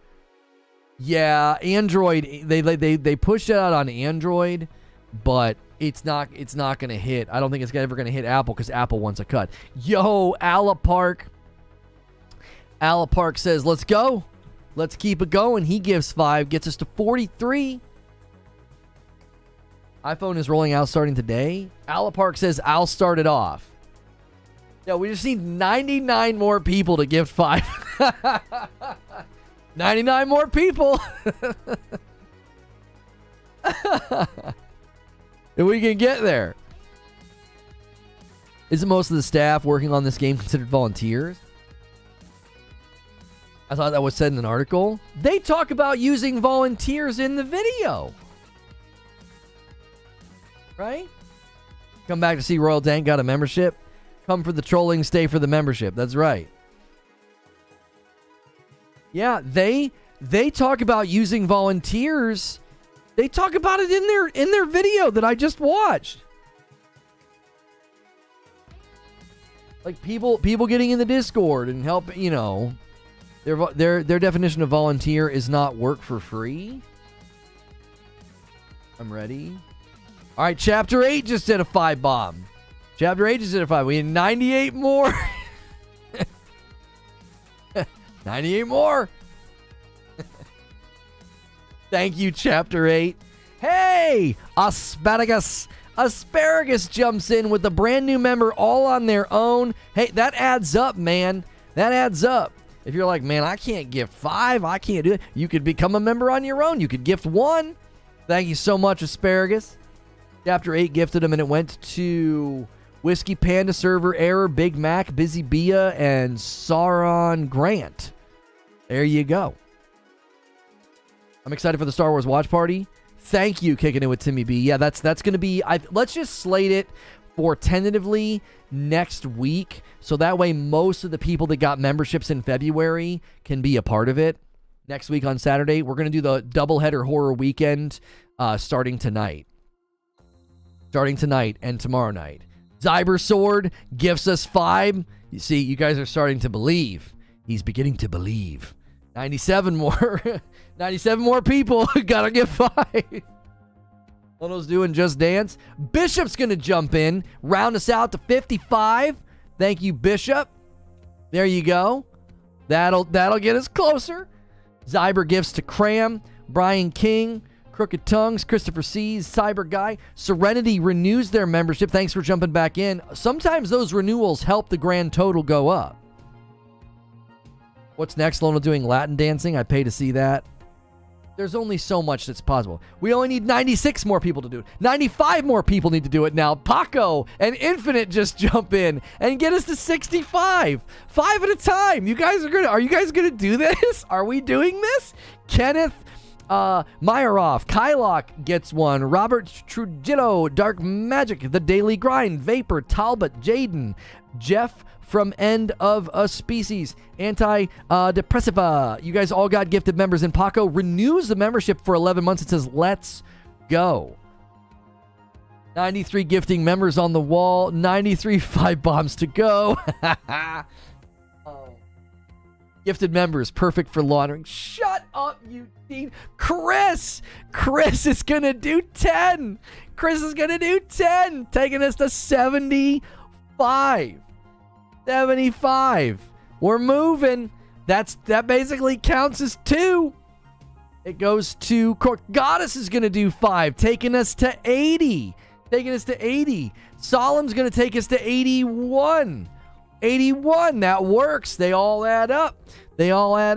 Let's read these names. I bet you guys can't do it before I'm done reading the names. Corey, Chansey, Point by Point, Laggy Pixel, Off the Grid, Chris DeCanio, Amino Diarist, Adam Smith, Waynes, Johnny Keller, Ugly Nerd, Swiper, Anthony Bustos, Retro, Anal King, Ed Boy, Angry Pete gifted 5.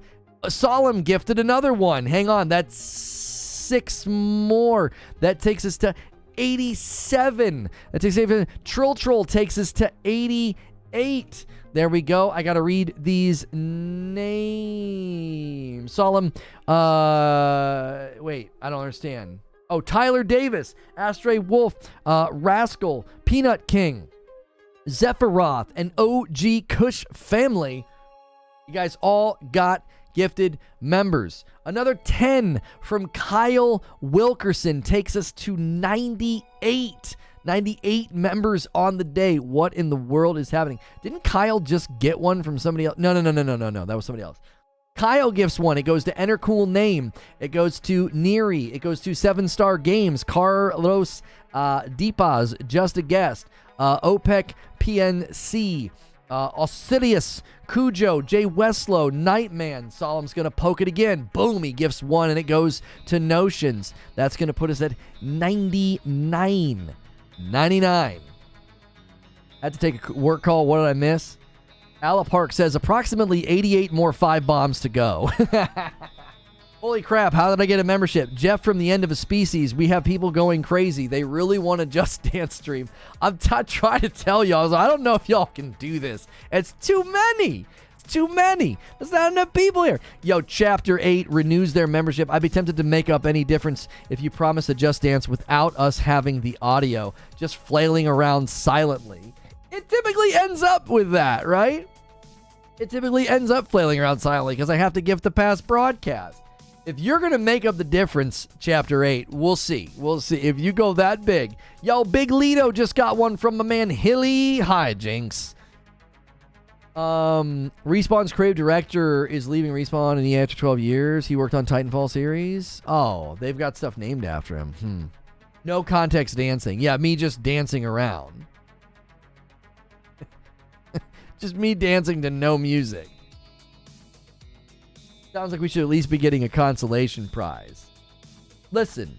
I was like, I'll give you this extra day. And I was like, I'm tempted to do the outfit even if you just hit 3,000. I'm tempted. That'd be your consolation prize. It's like, I said you had to get to 3,500 for the outfit.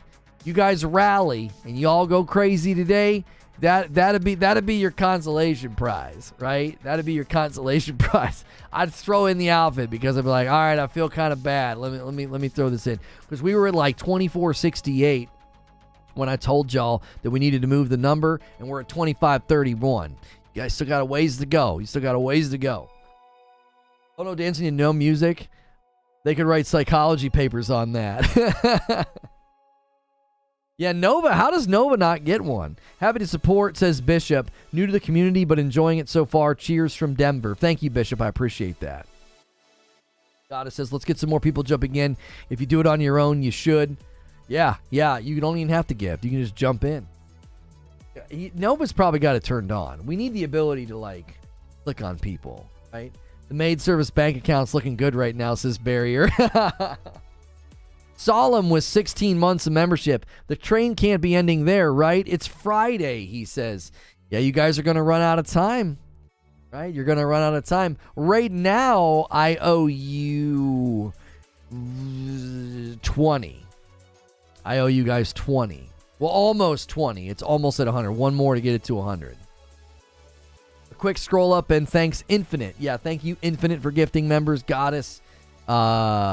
We got Ala Park gifted some. Angry Pete, I'm sorry. Kyle Wilkerson. Chris Felon gifted some. Infinite gifted some. Paco. Zyber Sword. Chapter 8 gifted some. Hilly gifted another one. 20 from YouTube Lurker kind of kicked the whole thing off. Hilly's going to tip us right over to a nice crisp 100. A nice crispy 100. And it goes to Silver Surfer. Wasn't Hilly the gifted 100? He just now did it, didn't he? Or should we be at 101 right now? Did I miss one that should have? Yeah, should have Hilly's the Big Lido been 100? Maybe I did. Maybe I missed one. Oh, we should be at 101. All right, thank you guys for correcting me. All right, sorry. We are at 101.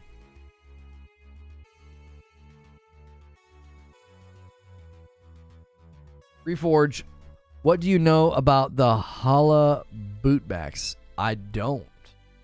2,500 in March. That means we get another Star Wars watch party next month.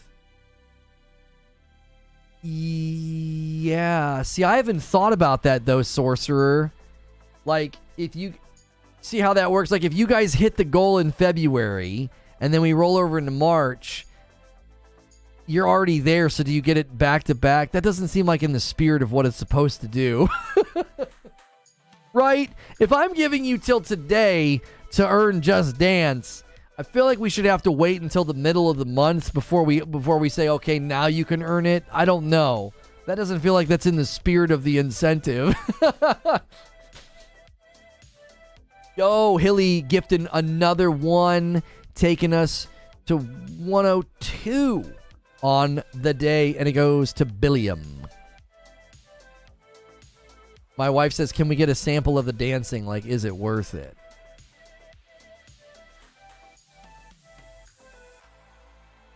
Yeah. My wife says she doesn't know if a full-time chair sitter can do that. That's what I'm saying, bro. This has never happened yet. YouTube Lurker says, make it the 15th. Need to wait to claim goals. I'm okay with that.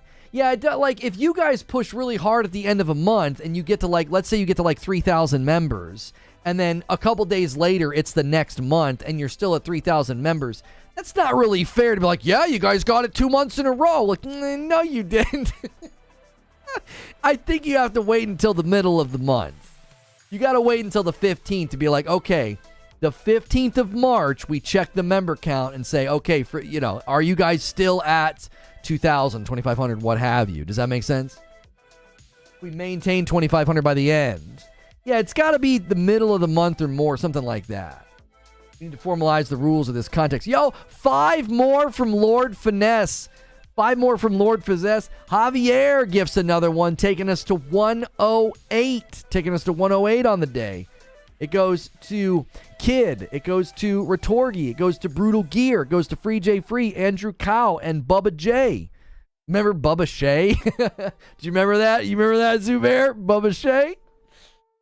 These are still February memberships, in my opinion. You extended a deadline to earn a goal. These rules were not established in the initial agreement. Goddess says, yes, chat, get it. Well, think about it like this. If I say, hey, guys, in the month of March, if you hit 3,000, you get a Just Dance stream, right? And you guys rally, it was Buttershay, wasn't it? If you guys rally at the end of March to hit 3,000 and you hit it, right? And let's say it's March 31st. And then on March 3rd, I boot up the stream and you guys have 3,000 members still. That doesn't mean you hit that in April also. Do you see what I'm saying? You have to wait a certain amount of time, be like, okay, you have to maintain that member goal, because in about a week, it's all going to fall off. I thought the Just Dance stream was 2,500. I pushed it back. I don't want to do one. You guys earned Star Wars at 2,000. You earned Doubleheader Horror at 2,500. And I said Just Dance at 3,000. I said that in February. I was like, I don't want to do another Just Dance stream. You got it. I've raised the ante. I already did a Just Dance stream. And I said if you get to 3,500, I would do it in an outfit.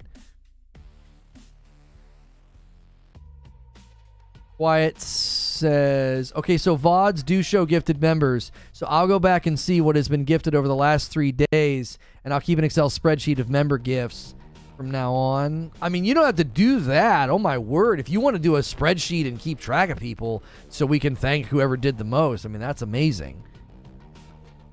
Apparently, Nero from the 2009 Star Trek film, J.J. Abrams, was from the Prime Star Trek timeline. So, Next Generation, Deep Space Nine, Voyager, and Nemesis.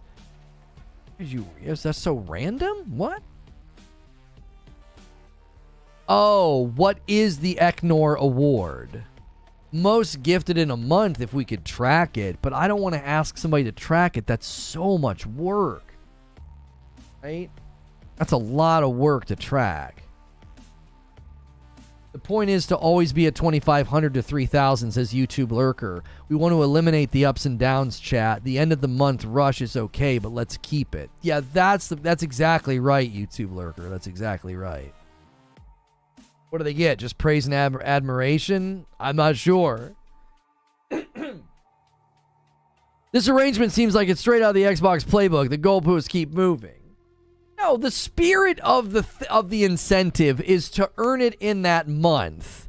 If you earn it on the last day of the month, and then we roll over to the next month, you can't be like, we got it this month too. That's not in the spirit of the incentive to be like, well, we hit 3,000 members the last day of March, and then the first day of April, we have 3,000 members. We hit it in both months. Like, that's not in the spirit of the incentive. Like, I think I'm being fair by saying that. You know what I'm saying? Come on. I think that's fair. You got to maintain it. Or at the very least, we got to revisit the total on the 15th of the month. I would do that. Free bag of roast. Yeah, I'd send a free bag of coffee to the Ecknor of every single month. Javier says, guys, why have we stopped?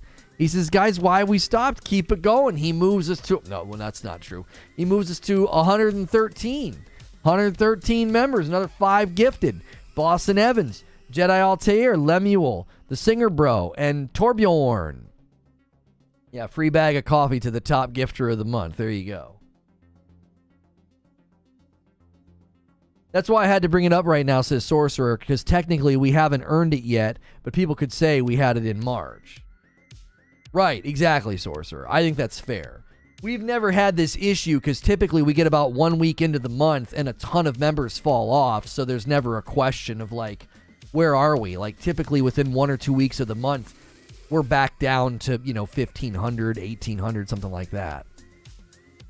10 more members from Just a Blaze. Wow, look how fast they got claimed. Taking us to 123. 123. We're going to be late to the show with Mike. Save Soul, Hunter Marson, Subsea Ghost, Gabe Williams, Rockstar Boy, and Robert Duragan, Hollow 702, Hate Army, Brett M, and Ghostwood. You guys all got gifted members. Billy was trying to get it to 117. 117. What, because of Halo? Someone code savvy could probably make a Nightbot script that automatically keeps track of users gifting. Yeah, maybe, because Nightbot's in chat, and the gifted hits chat. So right now, Just a Blaze would get credit for all those lines in chat. Alapark says, according to my calculations, we need 83 more people. 83 more people have to gift 5, is what Alapark is saying. On the count of 3, right? We need 80 people to get ready on the count of 3. I'm only going to give you guys a few minutes because I got to go do this show with Mike. I'm not going to make him wait. McD09 just jumped in, all right? On the count of 3, everybody give 5. Ready? Let's break chat. Let's literally break it. All right, everybody get ready. Get queued up. Get queued up with 5. Get queued up with 5. Click the $sign. Click on 5 and just hold. Hold. All right? Just pull Mike in and set up. Yeah, I'll pull Mike in and set up. All right, everybody get ready. We're just going to break chat. We're going to totally break it. Thank you, McD09. Let me update it to 128 because now I owe more. That's another 25 milestone. Hang on, I got to pull Mike in. Pull Mike in. Ah, frick, I'm logged in on the wrong account. Hang on, I got to log out. I always have to do this secondary account when I do shows with Andrew because I have to screen share when we do reactions, and so I'm not logged in. Hang on, there we go. QR code time. Okay. Video chat. Gosh!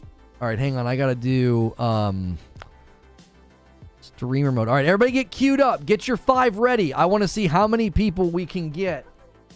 Everybody get queued up for 5 gifteds.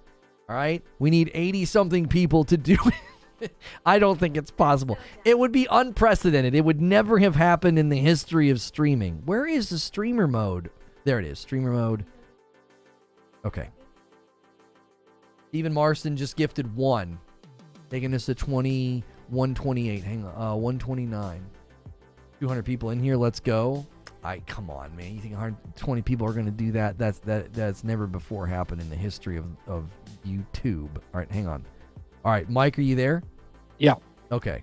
Let me turn off that bottom light. Let me go to the rundown. That's not you. What? This is how arrogant I am. It's a great show. Well, you look exactly like me. Wait a minute. I mean, I look exactly like you. Just a Blaze and Javier just did another 10. Oh, shoot. Hang on a second. That's going to take us to 139. Another 5 each. All right. Anybody that's been holding, I told you guys all to get ready and hold. Just do it right now. Let's see how many people. It'll probably break the chat and not even work because it'll be like, that's too many gifteds at once. Okay. Slide you over. There we go. Rygen, T-Man Grove, Siege Master. It's a literal raid of gifteds. Po Buddy's Nerfic. God. What's happening? I was genuinely curious if it was gonna work. I was like, is this gonna work? Is it gonna break? It'll break the gifted thing. The one time nobody got any because too many people did it. It didn't know what to do with them. YouTube's gonna think you're like hacking or like the system or something. They're gonna be like, "Wait a minute, what's going on over here?" They're gonna think I'm money laundering. Thank you so much, Po Buddies, Nervix, Siege Master, T-Man Grove, Rygen, Javier, and Just a Blaze. You guys, that's another. Hang on. I gotta go to this scene. That's another 20. That's 159. You guys made a valiant effort. You made a valiant effort, but it's not happening. I'm telling you right now, it's not happening. Goddess says, gift or join, pop up. I'm starting this show with Mike in 5 minutes. You have 5 minutes, and we're gonna have to bail. You guys made an absolute valiant effort. They want so badly to see me do a Just Dance stream. I don't want to do another one. How many more? You would need 410 more members. 5 less than that. Talika just did 5. It's a lot. It's a lot. I'm telling you. I gave you guys an extra day. I gave you guys an extra day because the other day I said, I was like, man, you guys, if you want that stupid Just Dance stream, you guys are gonna have to go big before we roll over to the next month because it gets more challenging. Lurker's gonna bomb you during the next show.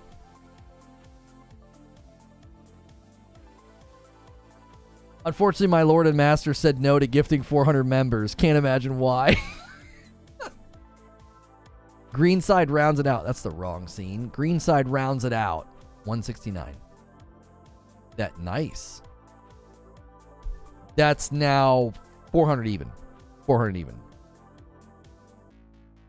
You guys are going to have to do this during the next show. If you're going to do it, you're going to have to do it during the next show. Because we don't want to belabor the point. Hang on. I actually have to make sure. Did I set up the next show with the correct stuff?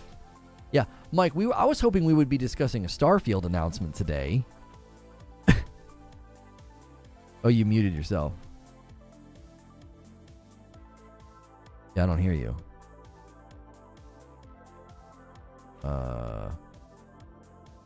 I've not muted anything on my end.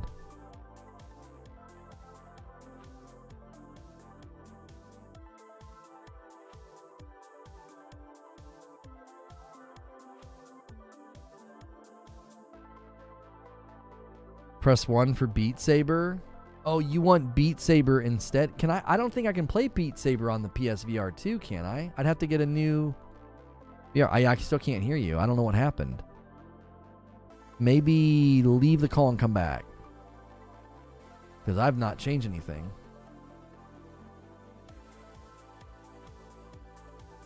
You can?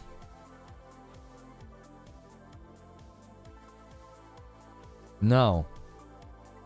I cannot hear you. Wait, no. Hang on a second. Say something. Can you hear me now? Why did OBS do that? It drug the input all the way down to 0. I don't even know how to do that. Yeah, because on my side, my microphone was working. I was like, I don't understand. Okay. No, yeah, that was me. Blip? Oh, we had a blip? Are you guys serious? No one knows. Let me go into the back end. This one.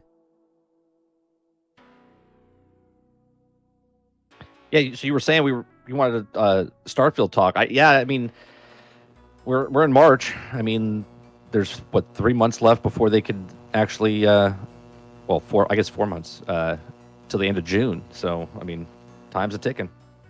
Why is your mic doing that? It's like fuzzing. Is it buzzing? Yeah, it was buzzing. Give me 1 second.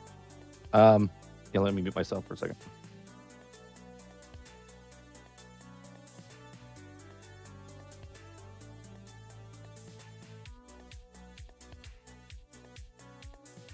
Is YouTube having trouble? How about now? Is it still buzzing? You'd have to give me like a full sentence because it was like while you were talking.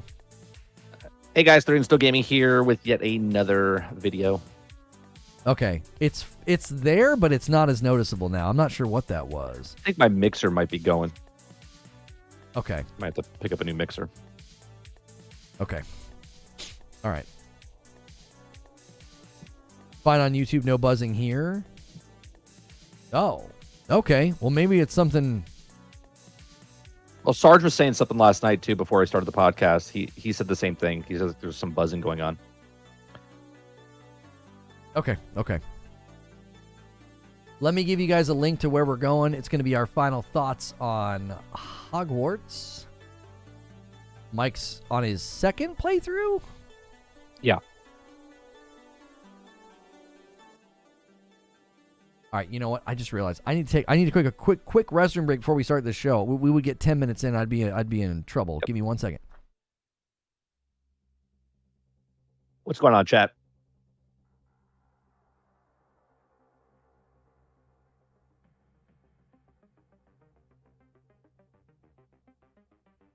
My microphone sound weird. I'm listening to it on the stream. It sounds a little weird, and I haven't touched anything.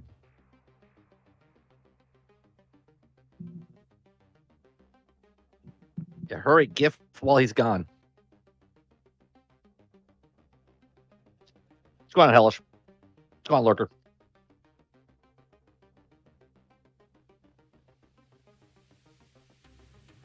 Do I think Hogwarts has a chance to win Game of the Year? I mean, it's going to be definitely nominated. I mean, I don't know. I mean, I don't like to talk about like politics and what people think about, but if Jeff Keighley has any balls, they'll do it. But it'll definitely be nominated. If it wins or not, that's a whole nother story.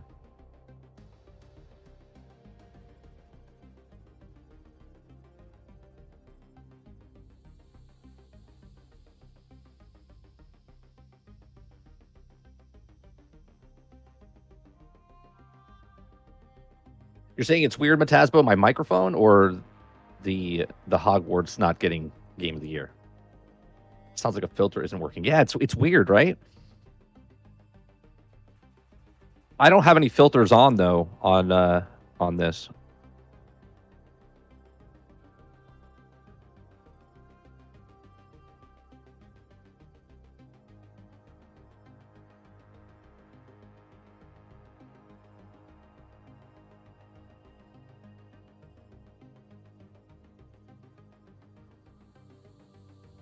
Yeah, I got nothing.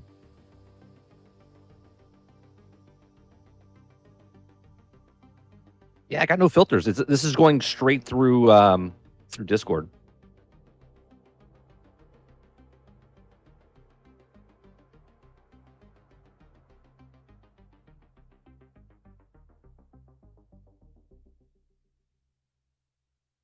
And this is just straight up XLR into the mixer. It might be something going with the mixer. Is this the mic show? Yeah.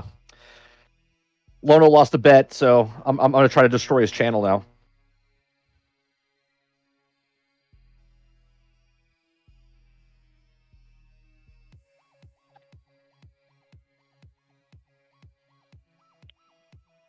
I don't get to watch Lono as much anymore in the mornings, so I don't know what he was talking about this morning or anything like that.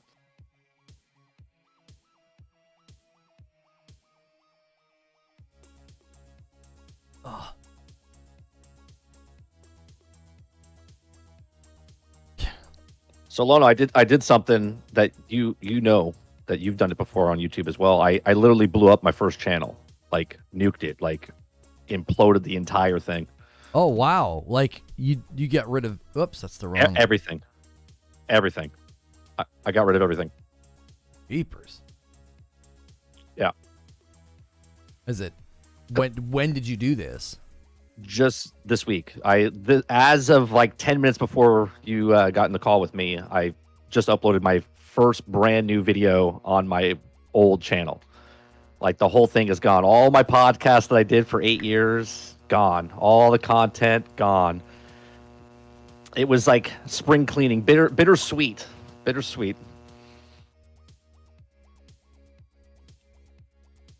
Well, it can help. It can help. It stings and it hurts, but it really can help. Yeah, Operation Nuke. Yeah, I hear that buzzing going on. I don't know what's going on. Yeah, it's not consistent because it doesn't seem to happen. Doesn't seem to happen consistently. So I'm not sure what it is. I don't know if I should. I have my backup microphone, the Yeti, but I don't know. I mean, I could plug it in real fast, but I don't want to do that right now. Yeah, I wouldn't do that. We can roll with it. We can roll with it. Chat, I am going to keep track. Do not let me shut down the show with Mike without gifting the members that I owe. I currently owe for 150. You guys are at 169.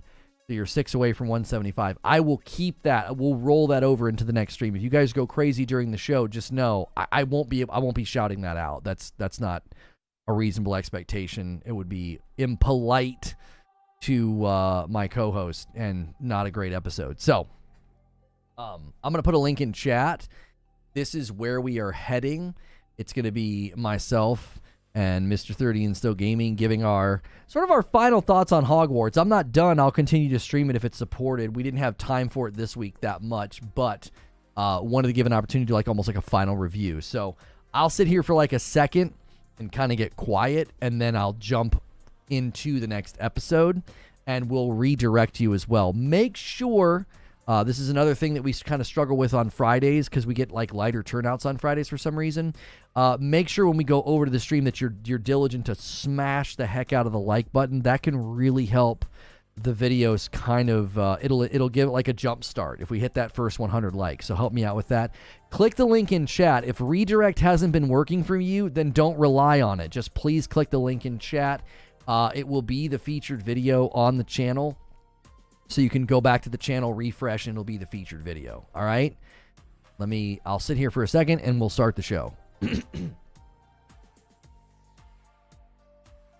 Thank you so much for clicking on this video. We are going to be giving our Hogwarts Legacy review, sort of our final thoughts.